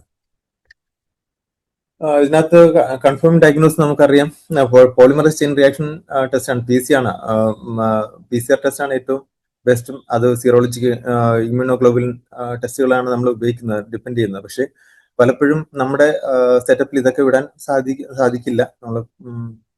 അപ്പം ഇത് മാത്രമല്ല, ഇത് 4-fold ഇൻക്രീസ് ഇൻ സീറോളജി ആണ്. അതായത് at the time of presentation നമ്മൾ എടുക്കണം, പിന്നെ 14 days കഴിഞ്ഞിട്ട് രണ്ടാമത് എടുക്കുമ്പോൾ 4-fold ഇൻക്രീസ് ഉണ്ടെങ്കിൽ അതൊക്കെയാണ്. അപ്പൊ അതൊക്കെ എത്രമാത്രം നമ്മുടെ സിറ്റുവേഷനിൽ പ്രാക്ടിക്കൽ ആണെന്ന് അറിയാൻ പറ്റില്ല. കൾച്ചറും ബാക്കി PCR സാമ്പിൾസും ഇതൊന്നും നമ്മുടെ ലെവലിൽ പറ്റുന്ന കാര്യങ്ങളല്ല. പക്ഷെ ഇതൊക്കെ വെച്ച് കൺഫേം ചെയ്യാൻ പറ്റുമെന്നാണ് പറഞ്ഞത്. അതുപോലെ തന്നെ PCR ടെസ്റ്റ് ഉണ്ട്. PCR ആണ് ഏറ്റവും ഉള്ളതിൽ ഒരു റിലയബിൾ ആയിട്ടുള്ള ഒരു ടെസ്റ്റ് ആയിട്ട് വരുന്നത് നമുക്ക്. പക്ഷെ നമ്മൾ ആദ്യം ലെപ്റ്റോസ്പെർമിക് ഫേസിൽ ഏറ്റവും ബ്ലഡ് നോക്കിയാൽ കിട്ടും. പക്ഷേ സെക്കൻഡ് വീക്കിൽ ഇമ്മ്യൂൺ ഫേസിൽ വരുമ്പോഴത്തേക്ക് എന്ത് പറ്റും, യൂറിനിൽ നമുക്ക് സാമ്പിൾ ഐഡന്റിഫൈ ചെയ്യാൻ പറ്റും. ബ്ലഡിൽ മിക്കവാറും ലെപ്റ്റോസ്പെറ അതിനകത്ത് നിന്ന് ഒഴിഞ്ഞു പോയിട്ടുണ്ടാവും. CSF നോക്കുമ്പോഴും ചെറിയ വ്യത്യാസങ്ങളൊക്കെ ഉണ്ട്. പക്ഷെ ഇതൊക്കെ എപ്പോഴും ലെപ്റ്റോസ്പെറ കിട്ടണമെന്നില്ല. ഞാൻ പറഞ്ഞല്ലോ നേരത്തെ, ഒരു ഹോസ്റ്റ് മീഡിയേറ്റഡ് റിയാക്ഷൻ ആയിട്ട് മാത്രം നമ്മൾ എടുക്കാൻ പറ്റുള്ളൂ. സീറോളജിയിലും കുറെ പ്രശ്നങ്ങളുണ്ട്. നമുക്ക് പലപ്പോഴും PCR ടെസ്റ്റിനും നമുക്ക് റിലയബിൾ അല്ല. കാരണം വെച്ചാൽ എടുക്കുന്ന സമയവും ഇതുപോലെ ഇരിക്കും ഇതുപോലും. അതുപോലെ തന്നെ സീറോളജി ടെസ്റ്റ് നമുക്ക് അത്ര റിലയബിൾ ആയിട്ട് പോകാൻ പറ്റില്ല. കാരണം വെച്ചാൽ ഈ ലെപ്റ്റോസ്പെറയുടെ ആന്റിബോഡീസ് 3 to 10 days എടുക്കും ഡെവലപ്പ് ചെയ്യാൻ. അവർ പറയുന്നത് ഈവൻ നമ്മൾ ഉപയോഗിക്കുന്ന സ്റ്റാൻഡർഡൈസേഷൻ കറക്റ്റ് ആണെന്ന് അറിയില്ല. ആന്റിബോഡി ടെസ്റ്റ് മാത്രമല്ല, എല്ലാ സീറോവാസിനെയും ലെപ്റ്റോസ്പെറിനെയും നമുക്ക് ഐഡന്റിഫൈ ചെയ്യാൻ പറ്റില്ല ഇത് വെച്ചിട്ട്. പിന്നെ വേറെ കാര്യം, ഇത് തിയററ്റിക്കലി നമ്മൾ ആന്റിബയോട്ടിക് ട്രീറ്റ്മെന്റ് കൊടുക്കുമ്പോൾ മറ്റേ ആന്റിബോഡീസ് ഉണ്ടാവുന്ന സാധനം ചിലപ്പോൾ അതിന്റെ ലെവൽ വളരെ കുറവേ ഉണ്ടാവുള്ളൂ. അതുകൊണ്ട് ഡിറ്റക്ഷനും ചെറിയ പ്രയാസമാണെന്ന് പറയാം. അപ്പം പറഞ്ഞു വന്ന് ഇത്രയേ ഉള്ളൂ. നമ്മൾ ഒരു പാറ്റേൺ വെച്ച് മാത്രമേ നമുക്ക് ഇത് ഐഡന്റിഫൈ ചെയ്യാൻ പറ്റുള്ളൂ. ഇത് വെച്ച് ഡെഫിനറ്റ് ആയിട്ട് ഇതാണെന്ന് പറയാൻ പറ്റില്ല. ഡെഫിനറ്റ് ആയിട്ട് കിട്ടണമെങ്കിൽ ഉറപ്പായിട്ടും നമ്മൾ PCR ടെസ്റ്റ് പോസിറ്റിവിറ്റിയും മറ്റേ 4-fold ഇതുണ്ടെങ്കിൽ മാത്രമേ പറയാൻ പറ്റുള്ളൂ. എങ്കിലും നമുക്ക് ബാക്കിയുള്ള പാറ്റേണും ക്ലിനിക്കൽ ഫീച്ചേഴ്സും ഹിസ്റ്ററി ഇതും വെച്ചിട്ട് നമുക്ക് ഐഡന്റിഫൈ ചെയ്ത് മുന്നോട്ട് പോകേണ്ടി വരും. പിന്നെ ഒരു കാര്യം കൂടെ ഓർമ്മിപ്പിക്കാനുള്ളത്, സീറോളജി ടെസ്റ്റ് ചെയ്യുമ്പോഴും ഇത് ഫോൾസ് പോസിറ്റീവ് കിട്ടാം. കാരണം നേരത്തെ പാസ്റ്റ് ലെപ്റ്റോസ്പൈറസ് ഉള്ള ആളില്ല ചിലപ്പം ഈ IgG പെർസിസ്റ്റന്റ് ആയിട്ട് നിലനിൽക്കാം. അതുപോലെ തന്നെ പറയുന്നുണ്ട് ആന്റിബോഡി ടെസ്റ്റ് ചില കേസിൽ positive, cross reactivity with syphilis ഉള്ള ആൾക്കാർക്ക് ക്രോസ് റിയാക്ടിവിറ്റിയും അങ്ങനെയും ഫോൾസ് പോസിറ്റീവ് കേസൊക്കെ വരാം. അപ്പം നമുക്ക് ഡെഫിനറ്റ് ആയിട്ട് ഉറപ്പിക്കാൻ പറ്റാത്ത കുറച്ച് കാര്യങ്ങളൂടെ ഇതിനകത്തുണ്ട്. പിന്നെ മാറ്റാഗ്ലൂറ്റിൻ ടെസ്റ്റ് ആണ് നമ്മൾ ഹിസ്റ്റോറിക്കലി റെഫറൻസ് സ്റ്റാൻഡേർഡ് ആയിട്ട് ഉപയോഗിക്കുന്നത്. പക്ഷെ നമുക്ക് അറിയാം ഇതൊക്കെ റെഫറൻസ് ലബോറട്ടറിയിൽ മാത്രമേ ഉള്ളൂ, നമ്മുടെ ലെവലിൽ ഇതൊന്നുമില്ല. ഇപ്പം ഒരു റേ ഓഫ് ഹോപ്പ് എന്ന് പറഞ്ഞാൽ ലാറ്ററൽ ഫ്ലോ അസയാണ്. അത് പോയിന്റ് ഓഫ് കെയർ ടെസ്റ്റിംഗിൽ നമ്മൾ ഹെൽപ്പ് ചെയ്യാൻ പറ്റുന്ന ഒരു സാധനമായിട്ടാണ് വരുന്നത്. നമുക്കറിയാം culture, antigen detection, blood smear, seesaw ഇതൊക്കെ ലെസ് ഫ്രീക്വന്റ്ലി യൂസ്ഡ് ആണ്. നമുക്കിപ്പോൾ നമ്മുടെ പ്രാക്ടിക്കൽ സിറ്റുവേഷനിൽ നമുക്ക് പറ്റുന്ന കാര്യങ്ങളല്ല. ഇനി കമ്മിങ് ടു ഇതിന്റെ സമ്മറി ഞാൻ പറയാം എന്തൊക്കെ നമ്മൾ ചെയ്യാൻ പറ്റുന്നു എന്നുള്ള കാര്യം. ഓക്കെ, ഡിഫറൻഷ്യൽ ഡയഗ്നോസിൽ വരുമ്പോൾ ഞാൻ പറഞ്ഞു ഇറ്റ്സ് എ ഗ്രേറ്റ് മിമിക്കർ. നമ്മൾ നേരത്തെ കൺജങ്ക്റ്റൽ സബ്ഫ്യൂഷനെ കുറിച്ച് പറഞ്ഞു. അപ്പൊ അത് infections that can cause conjunctival suffusion includes എന്താ, മീസിൽസ്, റുബെല്ല, അഡിനോ വൈറസ്, ആൻഡോ virus, toxic shock syndrome, Rocky Mountain spotted fever ഒക്കെ ഉണ്ട്. ഇതിനൊക്കെ each have their own distinguishing features ഉണ്ട്, എസ്പെഷ്യലി റാഷ് അല്ലേ, differentiate help from the leptospirosis. പിന്നെ severe bacterial ഇൻഫെക്ഷൻസിലും ചിലപ്പോൾ bacterial pneumonia, bacterium can cause multi organ system failure ഉണ്ടാവും. Sometimes they are associate with jaundice also. അപ്പൊ അവിടെയും നമ്മൾ blood culture, imaging, other diagnose test വെച്ചിട്ട് നമുക്ക് റൂൾ ഔട്ട് ചെയ്യേണ്ടി വരും. മലേറിയ അറിയാം നമുക്ക്, വിത്ത് മൈൽഡ് നോൺ ഫെബ്രിൽ ഇൽനെസ് ആണ്, ചിലപ്പം മൾട്ടി ഓർഗൻ സിസ്റ്റം ഇൻവോൾവ്മെന്റ് വരാം, ജോണ്ടിസ് ഉണ്ട് അതിനകത്ത്. അപ്പം മലേറിയ എൻഡമിക് ആയിട്ടുള്ള ഏരിയ എന്നാണ് വരുന്നതെങ്കിൽ നമ്മൾ അതും കൂടെ ടെസ്റ്റ് ചെയ്യാൻ മറക്കരുത്. ബ്ലഡ് സ്മിയർ ഉപയോഗിക്കാം, അല്ലെങ്കിൽ പോളിമറൈസ് ചെയിൻ റിയാക്ഷൻ ടെസ്റ്റ് ഉപയോഗിക്കാം. ഡെങ്കി ഫീവർ നമുക്കറിയാം ഡിഫിക്കൽട്ട് ടു ഡിസ്റ്റിങ്വിഷ് ലെപ്റ്റോ, കാരണം വെച്ചാൽ ഈവൻ റിട്രോ ഓർബിറ്റൽ പെയിൻ, ഡെങ്കിൽ കാണുന്ന റിട്രോ ഓർബിറ്റൽ പെയിൻ ലെപ്റ്റോസ്പൈറസിൽ നല്ലവണ്ണം കാണാറുണ്ട്. ബ്രേക്ക് ബോൺ ഫീവർ എന്ന് ഡെങ്കിനെ വിളിക്കുമ്പോൾ അതുപോലെ തന്നെ സിവിയർ പെയിൻ, ബോൺ പെയിൻ ഒക്കെ ലെപ്റ്റോസ്പൈറസിലും വരാം.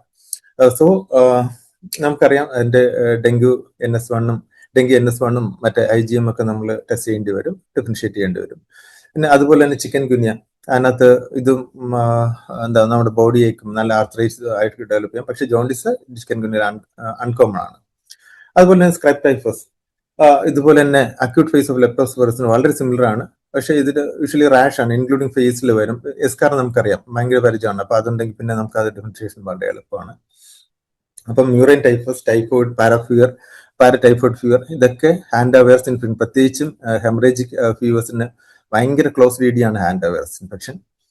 Even hepatitis C can be a 1DD, early anaplasma babesia, acute viral illness, എന്ത് പറയുന്നു, ത്രോംബോട്ടിക് ത്രോംബോസൈറ്റോപെനിക് പർപ്യൂറബോൾ, ഹീമോളിറ്റിക് യൂറിമിക് സിൻഡ്രോം, ഇതൊക്കെ ഇതിന്റെ ഒരു syndromes associate fever, thrombocytopenia, acute kidney injury, jaundice, ഇതെല്ലാം സിമിലർ ടു ലെപ്റ്റോസ്പൈറോസിസ് ആണ്. Vasculitic pulmonary renal syndromes. അപ്പൊ അങ്ങനെ DDs ഒരുപാട് നിരനിടപ്പുണ്ട്. അത് നമ്മുടെ ലോജിക്കും ആ ഏരിയയുടെ ജിയോഗ്രഫിയും നമ്മുടെ ഡിഫറൻഷിയേറ്റിംഗ് ഫീച്ചേഴ്സ് ഉപയോഗിച്ച് നമുക്ക് അത് ചെയ്യേണ്ടി വരും. ഇതിനകത്ത് വേറൊരു ക്രൈറ്റീരിയ വന്നിട്ടുണ്ട്, ഫെയിൻസ് ക്രൈറ്റീരിയ. നമ്മൾ കുറച്ച് പേരെങ്കിലും കേട്ടിട്ടുണ്ടാവും ഈ ഫെയിൻസ് ക്രൈറ്റീരിയയെ കുറിച്ച്. അതായത് WHO ഇത് പറയുന്ന ഫെയിൻസ് ക്രൈറ്റീരിയ, ഇത് സാറിന് ഇത് സ്കോർ ഉണ്ട് 25 ഓർ മോർ, ഇത് പ്രിസംപ്റ്റീവ് ഡയഗ്നോസിസ് ഓഫ്, ഞാൻ പറഞ്ഞില്ല, ഒരു പാറ്റേൺ വെച്ച് നമുക്ക് ഐഡന്റിഫൈ ചെയ്യാൻ പറ്റുള്ളൂ. ഇതിനകത്ത് കുറെ പോയിന്റ്സ് കൊടുത്തിട്ടുണ്ട്. Head ache, fever, temperature 10 degree Fahrenheit അല്ല, സോറി, ഡിഗ്രി സെൽഷ്യസ് ആണ്. കൺജങ്ക്റ്റിൽ സബ്ഫ്യൂഷൻ, മെനിഞ്ചിസം, ഇതിനൊക്കെ ഓരോ സ്കോർ ഉണ്ട്. മസിൽ പെയിൻ, ജോണ്ടിസ്, ആൽബുമിൻ ലിസറിൻ creatinine increase, albumin decrease, rainfall, means contaminated water, animal contact, അങ്ങനെ ഉള്ള മാറ്റ്, അതിന്റെ ഇതെല്ലാം ഇൻക്ലൂഡ് ചെയ്തിട്ടുള്ള സാധനങ്ങളാണ്. ഇതിനകത്ത് ആകെ ഡെഫിനറ്റീവ് ഇത് പറയുന്നത് കൾച്ചർ പോസിറ്റിവിറ്റി മാത്രമാണ് അത് പറയുന്നത്. ഇതിനകത്ത് ഈ സ്കോറിൽ 25 ഓർ മോർ ഉണ്ടെങ്കിൽ ഇത് പ്രോബബിൾ ഇത് ലെപ്റ്റോസ്പൈറോസിസ് എന്ന് പറയും. ഇതിന് ഫെയിൻസ് ക്രൈറ്റീരിയ എന്ന് പറയും. നമ്മുടെ ഇതിൽ നമ്മൾ വളരെ വ്യാപകമായിട്ടൊന്നും ഉപയോഗിച്ചിട്ടില്ല. ഇനി ട്രീറ്റ്മെന്റ് ആസ്പെക്ട് വരുമ്പോൾ നമുക്ക് ജനറൽ ആയിട്ട് നമുക്കറിയാം, മോസ്റ്റ് ഓഫ് ദി, നമ്മൾ നേരത്തെ പറഞ്ഞ പോലെ, most of the case of leptospirosis self limited ആണ്. In the absence of anti microbial therapy ഇല്ലെങ്കിൽ പോലും ആ സെൽഫ് ലിമിറ്റഡ് ആണ് 90% ഓഫ് കേസസ്. പക്ഷേ ഇതിനകത്ത് പലപ്പോഴും നമ്മൾ പറഞ്ഞില്ല, ഇമ്മ്യൂൺ ഫേസിലേക്ക് പോകാനുള്ള സാധ്യതയുള്ളതുണ്ട്. വൺസ് യു ഡയഗ്നോസ്, അല്ലെങ്കിൽ once you suspect, or once your index of suspicion is very high regarding patient ഇങ്ങനെ ആവാം എന്ന് തോന്നിക്കഴിഞ്ഞാൽ definitely you can start empiric antibiotic therapy. അതിനകത്ത് ഒരു ഇതും മടിക്കേണ്ടതില്ല. കാരണം വെച്ചാൽ it will shorten the duration of illness, also reduce the shedding of organism in urine. അത് പിന്നെ ഒരു കാര്യം നമ്മൾ ആരും പറയാത്ത ഒരു കാര്യമാണ്, ഈ നമ്മൾ പണ്ട് പഠിച്ചിട്ടുണ്ട് പലപ്പോഴും, ഇത് ഷോർട്ട് നോട്ടായിട്ടൊക്കെ വന്നിട്ടുണ്ട്, ജാറിഷ് എക്സിമർ റിയാക്ഷൻ. ഇത് സംഭവിക്കാം, നമ്മൾ ആന്റി മൈക്രോബിയൽ തെറാപ്പി കൊടുക്കുമ്പോൾ സംഭവിക്കാം. നമുക്കറിയാം എന്താണ് ഈ JHR എന്താണെന്ന് അറിയാം. It is an acute inflammatory response to clearance of spirochetes from the circulation. സാറിന് ഇത് ക്യാരക്ടറൈസ്ഡ് എന്ന് വെച്ചാൽ ഫീവർ വിത്ത് റൈഗർ ആണ്. Gastro intestinal symptoms, nausea, vomiting ഒക്കെ വരും, ടാക്കിക്കട, ഈവൻ ഹൈപ്പർടെൻഷൻ പോലും സംഭവിക്കാം. സാധാരണ ഇത് സംഭവിക്കുന്നത് വെച്ചാൽ 3 days between the symptom onset and antibiotic therapy, ഇത് നമ്മൾ 3 ദിവസത്തെ ഒരു ഗ്യാപ്പിലാണ് സംഭവിക്കാറ് യൂഷ്വലി. മിക്കവാറും 90% കേസസിലും സാറിന് ഇത് റിക്കവർ അൺഇവൻഫുള്ളി റിക്കവർ ചെയ്യും. പക്ഷെ വളരെ അപൂർവമായിട്ട് അത് വളരെ സീരിയസ് ആയിട്ട് നമ്മൾ ICU കെയറിലേക്ക് ഒക്കെ പേഷ്യന്റ് മാറ്റി പോകേണ്ടി വരും. വളരെ റെയർ ആയിട്ട് ഡെത്ത് റിപ്പോർട്ട് ചെയ്തിട്ടുണ്ട് JHR. അപ്പൊ ആ കാര്യം കൂടെ മനസ്സിൽ വെച്ചേക്കണം. കാരണം ഇത് നമ്മൾ കോമൺ ആയിട്ട് പറഞ്ഞേക്കുന്ന ഒരു കാര്യമല്ല ഈ ജാറിഷ് എക്സിമർ റിയാക്ഷൻ, പ്രത്യേകിച്ച് ആന്റിബയോട്ടിക് ഇൻ ലെപ്റ്റോസ്പൈറോസിസ് സ്റ്റാർട്ട് ചെയ്യുമ്പോൾ. ട്രീറ്റ്മെന്റ് പൊതുവെ വളരെ സിമ്പിൾ ആണ്. മൈൽഡ് കേസസ് നമുക്കറിയാം, ഔട്ട് പേഷ്യന്റ് ആയിട്ട് വരുന്ന പേഷ്യന്റ് നമ്മൾ യൂഷ്വലി ഡോക്സിസൈക്ലിൻ വെച്ച് ട്രീറ്റ് ചെയ്യും. 100 milligram orally twice daily for 7 days. കുട്ടികളിലാണെങ്കിൽ നമ്മൾ 2 mg/kg per day in 2 equally divided doses, not to exceed 200 mg daily for 7 days തന്നെയാണ് കൊടുക്കുന്നത്. നേരത്തെ ഒരു കൺഫ്യൂഷൻ ഉണ്ടായിരുന്നു. ഈവൻ ഹാരിസൺ ഇപ്പൊ ഏറ്റവും ലേറ്റസ്റ്റ് 22nd എഡിഷനിൽ പോലും ഈ ഡോക്സിസൈക്കിൾ പ്രഗ്നന്റ് ലേഡീസിലും ചിൽഡ്രനിലും കൊടുക്കരുതെന്ന് ഇങ്ങനെ എഴുതി വെച്ചിട്ടുണ്ട്. അത് ഇതുവരെ തിരുത്തിയിട്ടില്ല. പക്ഷേ ഇതിനകത്ത് ഇപ്പൊ റീസെന്റ് ഇതിനകത്ത് ഒരു അപ്ഡേറ്റ് വന്നേക്കെന്ന് വെച്ചാൽ, ഈ ചിൽഡ്രൻ ഓഫ് ഓൾ ഏജസിൽ നമുക്ക് ഈ ഡോക്സിസൈക്ലിൻ കൊടുക്കാം. കാരണം വെച്ചാൽ ഡോക്സിസൈക്ലിൻ മറ്റേ ടെട്രാസൈക്ലിൻ പോലെ ഭയങ്കരമായിട്ട് കാൽസ്യമായിട്ട് ഇത് ചെയ്തിട്ട് പ്രശ്നം ഉണ്ടാക്കുന്നില്ല. അതുകൊണ്ട് ഈ provided less than 21 days of treatment ആണെങ്കിൽ ഓൾ ഏജസിന് നമുക്ക് ഡോക്സിസൈക്ലിൻ സേഫ് ആയിട്ട് കൊടുക്കുക എന്ന് പറയുന്നുണ്ട്. ഈവൻ പ്രഗ്നൻസിയിലും കൊടുക്കാമെന്ന് അവർ പറയുന്നുണ്ട്. പിന്നെ ഉള്ള ഒരു ചോയ്സ് എന്ന് വെച്ചാൽ അസിത്രോമൈസിൻ ആണ്. നമുക്ക് എല്ലാവർക്കും എളുപ്പമാണ്. കാരണം വെച്ചാൽ 500 milligram orally once daily for 3 days ആണ്. ചിൽഡ്രനിലാണെങ്കിൽ ഫസ്റ്റ് ഡേയിൽ നമ്മൾ 10 mg/kg ബോഡി വെയിറ്റ് എടുക്കും, 500 milligram maximum dose, followed by 5 mg/kg per day, that is 250 milligram per day. Pregnant womens ആണ് നമ്മൾ, പിന്നെ പ്രഗ്നന്റ് ലേഡീസിൽ നമ്മൾ സാധാരണ അസിത്രോമൈസിൻ ആയിരിക്കും കുറച്ചുകൂടി പ്രിഫറബിൾ ആയിട്ട് ചെയ്യുന്നത്, അല്ലെങ്കിൽ amoxicillin or even ampicillin can be used. പിന്നെ പ്രത്യേകിച്ചും ഒരു റിക്കറ്റ്സിയൽ ഇൻഫെക്ഷൻ ഒക്കെ സാധ്യതയുള്ള ഏരിയ എന്നാണ് ഈ പ്രഗ്നന്റ് ലേഡി അല്ലെങ്കിൽ വരുന്നതെങ്കിൽ നമുക്ക് കുറച്ചുകൂടി ബെറ്റർ ചോയ്സ് അസിത്രോമൈസിൻ തന്നെ ആയിരിക്കും. ഇത് നമ്മുടെ ഗൈഡ് ലൈൻസിലുള്ള കാര്യം, DHSന്റെ ഗൈഡ് ലൈൻസിൽ. ഇത് നമുക്കറിയാം, നമ്മുടെ PSC അല്ലെങ്കിൽ CSC ലെവലിൽ വരുമ്പോൾ നമ്മൾ എന്ത് ചെയ്യും, OP-ലാണ് കാണുന്നെങ്കിൽ ഡെഫിനറ്റ്ലി നമ്മൾ ഇങ്ങനെയുള്ള സിംറ്റംസ് ഉണ്ട്, ഫീവർ, മയാൾജിയ, പ്രത്യേകിച്ച് ഇങ്ങനെയുള്ള കർഷകർ അല്ലെങ്കിൽ ആ ഒരു പാടത്ത് പണിയുന്ന ഒരു തൊഴിൽ ഉറപ്പ് ആളുകൾ, അങ്ങനെയൊക്കെ വരുമ്പോൾ നമുക്ക് ഉറപ്പായിട്ടും ഡോക്സിസൈക്ലിൻ 7 days കൊടുക്കാം. ഇതിന്റെ റെഡ് ഫ്ലാഗ് സൈൻസ് എന്തെങ്കിലും കാണുന്നുണ്ടെങ്കിൽ അപ്പൊ തന്നെ റെഫർ ചെയ്ത് വിടാൻ മറക്കരുത്. അത് ഞാൻ പിന്നാലെ വരുന്നുണ്ട് നമുക്ക്. മാത്രമല്ല വേറൊരു കാര്യം കൂടെ, എപ്പോഴും കോമോർബിഡിറ്റീസ് കൂടെ ഒന്ന് മനസ്സിൽ വെക്കണം. ഇങ്ങനെ പേഷ്യൻസ് വരുമ്പോൾ അവരുടെ എന്തെങ്കിലും കോമോർബിഡിറ്റീസ് കൂടുതലായിട്ടുള്ള പേഷ്യൻസ് ആണെങ്കിൽ എപ്പോഴും അവര് കൂടുതൽ പ്രശ്നത്തിലേക്ക് പോകാൻ സാധ്യതയുള്ള പേഷ്യൻസ് ആണ്. കോംപ്ലിക്കേഷൻ നമ്മൾ നേരത്തെ പറഞ്ഞില്ലേ, അത് ഇമ്മ്യൂൺ ഫേസിൽ മീൻസ് ഇത് കോംപ്ലിക്കേഷൻസ് ആ സമയമാണ്. അപ്പൊ അങ്ങനെയുള്ള പേഷ്യൻസിന് കുറച്ചുകൂടെ കരുതലോട് വേണം നമ്മൾ അവരെ ഡീൽ ചെയ്യാൻ. നമുക്കറിയാം ഇത് CHC അല്ലെങ്കിൽ താലൂക്ക് ഹെഡ്ക്വാർട്ടേഴ്സ് ആ ലെവലിലൊക്കെ നമുക്ക് CP ഇഞ്ചക്ഷൻ CP ആണ് പറയുന്നത്. ഇത് ഞാൻ എടുക്കാൻ കാരണം രണ്ട് കാര്യങ്ങളാണ്. ഒന്ന്, ഇവിടെ എപ്പോഴും ഇതിനകത്ത് ഡോസേജ് പറഞ്ഞിരിക്കുന്നത് 20 lakh മീൻസ് 20 lakh യൂണിറ്റ്സ് ആണ്. Q6 hourലാണ് കൊടുത്തത്. പക്ഷേ ഇന്റർനാഷണൽ സ്റ്റാൻഡേർഡ്സിലും ഈവൻ ഹാരിസണിലും പറയുന്നത് 15 lakh യൂണിറ്റ്സ് ആണ്. 3 to 4 lakhs ആണ് ലിറ്ററിന് പറയുന്നത്. പക്ഷേ ഇതിന്റെ ഒരു ബ്യൂട്ടിഫുൾ ആയിട്ടുള്ള ഒരു ആസ്പെക്ട് ഇവർ പറയുന്നത്, ഇൻ കേസ് പെൻസിലിന് അനാഫൈലാക്സിസ് ഉണ്ടെങ്കിൽ ഒരു പോസിറ്റീവ് സ്കിൻ ടെസ്റ്റ് വന്നാൽ ഓൾട്ടർനേറ്റ് ആയിട്ട് നമുക്ക് ഇഞ്ചക്ഷൻ സെഫ്ട്രിയാക്സൺ 1 gram IV BD കൊടുക്കാം ആഫ്റ്റർ നെഗറ്റീവ് സ്കിൻ ടെസ്റ്റ്. അപ്പൊ ആഫ്റ്റർ ടെസ്റ്റ് ഡോസ് എഴുതാൻ മറക്കരുത്. അത് 2 ഡോസ് ആയിട്ട് ചിൽഡ്രനിലാണെങ്കിൽ 100 mg/kg per day 2 doses means 12th hourൽ ഞാൻ കൊടുക്കാം. ഈ സെഫ്ട്രിയാക്സോണും അലർജിക്ക് ആണെങ്കിലോ, അങ്ങനെയാണെങ്കിൽ ഓൾട്ടർനേറ്റീവ് ആയിട്ട് IV azithromycin 500 mg for 5 days കൊടുക്കാം. ഓർ IV ഡോക്സിസൈക്ലിന് അവൈലബിൾ ആണെങ്കിൽ ഫസ്റ്റ് ലോഡിംഗ് ഡോസ് ആയിട്ട് 200 mg കൊടുത്തിട്ട് പിന്നെ 100 mg IV twice daily for 7 days. അപ്പൊ ഈ കാര്യം ഒന്ന്, അതായത് അലർജി വന്നാൽ എന്ത് ചെയ്യും എന്നുള്ള കാര്യം ഒന്ന് ഡീൽ ചെയ്യാൻ വേണ്ടിയാണ് ഈ പോർഷൻ ഞാൻ എടുത്തത്. കാരണം വെച്ചാൽ ഗൈഡ് ലൈൻസിലുള്ളതാണ് നമ്മുടെ. അപ്പം പെൻസിൻ അലർജി ആണെങ്കിൽ നമ്മൾ സെഫ്ട്രിയാക്സോണിൽ പോകാം. സെഫ്ട്രിയാക്സോൺ അലർജി ആണെങ്കിൽ ഉറപ്പായിട്ടും നമുക്ക് അസിത്രോമൈസിനിലേക്ക് പോകാം. അസിത്രോമൈസിൻ പറ്റുന്നില്ലെങ്കിൽ ഡോക്സിസൈക്ലിനിലേക്ക് പോകാം. അപ്പൊ ഇങ്ങനെയുള്ള ഓപ്ഷൻ ഉണ്ട്. അത് എങ്ങനെ ക്യാരി ഔട്ട് ചെയ്യുന്നത് വളരെ നന്നായിട്ട് ഈ ഗൈഡ് ലൈൻ പറയുന്നു.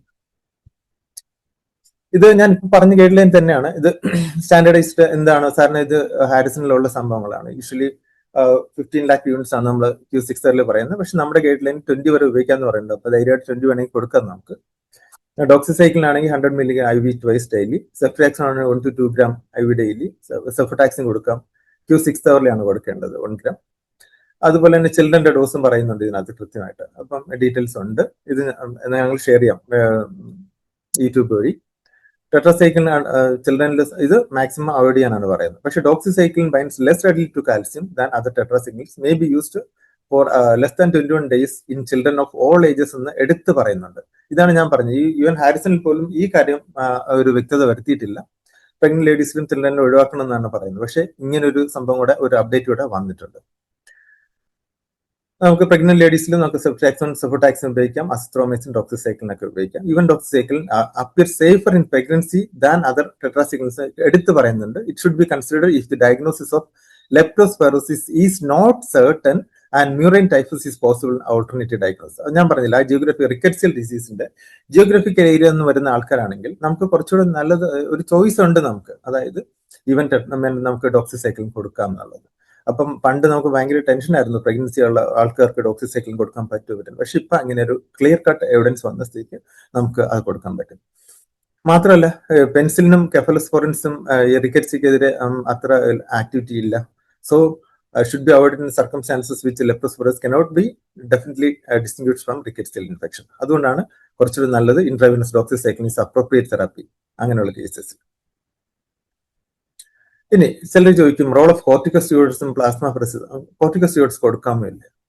സത്യം പറഞ്ഞാൽ നമ്മുടെ ഇതിനകത്തൊക്കെ അവർ പറയുന്നത്, ഇതിനകത്ത് വാസ്കുലേറ്റിക് നേച്ചർ അല്ലെങ്കിൽ സിവിയർ ആയിട്ടുള്ള പൾമണറി ഇൻവോൾവ്മെന്റ് വരുമ്പോൾ കൊടുക്കാമെന്ന് പറയുന്നത്.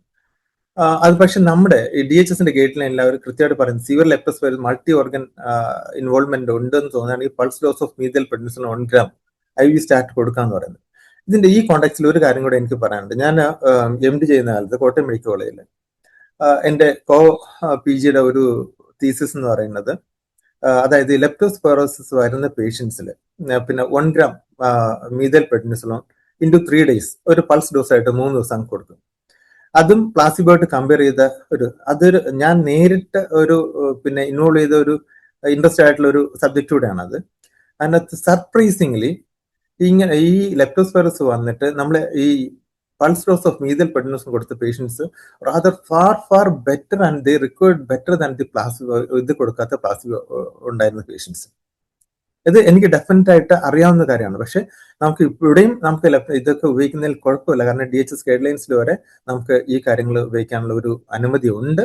അതുകൊണ്ട് ആരെങ്കിലും കോർട്ടിൽ പോയാൽ പോലും we are justified in doing that to save life. പിന്നെ അതിന്റെ അറിയാം, സപ്പോർട്ടീവ് കെയർ വളരെ ഇമ്പോർട്ടന്റ് ആണ്. ലെപ്റ്റോസ്പൈറോസിൽ കിഡ്നി റീപ്ലേസ്മെന്റ് തെറാപ്പി വേണ്ടി വരും, ചിലപ്പോൾ പൾമണറി ഇൻവോൾവ്മെന്റ്, വെന്റിലേറ്റർ സപ്പോർട്ട് വേണ്ടി വരും, ബ്ലഡ് പ്രോഡക്ട്സ് ഒക്കെ വേണ്ടി വരും. വേറൊരു സ്കൂൾ ഓഫ് തോട്ട് വന്നിട്ടുള്ളത് ഡെയിലി നമ്മള് ഹീമോഡയാലിസിസ് സാറിന് ഒന്നരാടം ആണ് സാറിന് ചെയ്യാറ്. അപ്പം വേണമെങ്കിൽ ഡെയിലി ഹീമോഡയാലിസിസ് ഈസ് പിന്നെ better than intermittent alternative dialysis എന്ന തിയറി വന്നിട്ടുണ്ട്. ഹൈപ്പോകലീമിയ കോമൺ ആണ് non oliguric AKL, it should be corrected. പിന്നെ അതുപോലെ തന്നെ ഇതിനകത്ത് പറയാൻ മറന്ന ഒരു കാര്യം മഗ്നീഷ്യത്തിന്റെ കാര്യമാണ്. Uniquely hypomagnesaemia seen in leptospirosis, അതും നമ്മൾ കറക്റ്റ് ഉണ്ട്. ഇതിനകത്ത് പറഞ്ഞിട്ടില്ല. പേഷ്യന്റ് ARDS നമുക്കറിയാം, ഫ്ലൂയിഡ് ഇൻടേക്ക് ഔട്ട്പുട്ട് ഒക്കെ നന്നായിട്ട് തന്നെ നമ്മൾ നോക്കേണ്ടി വരും. പൾമണറി ഹെമറേജ് ഉള്ള patient lung protective ventilation practice ഒക്കെ നമുക്ക് ചെയ്യേണ്ടി വരും. അങ്ങനെയുള്ള കാര്യങ്ങളൊക്കെ ടെർഷ്യറി കെയർ ലെവലിലുള്ളതാണ്, നമ്മുടെ ലെവലിലുള്ള അല്ല.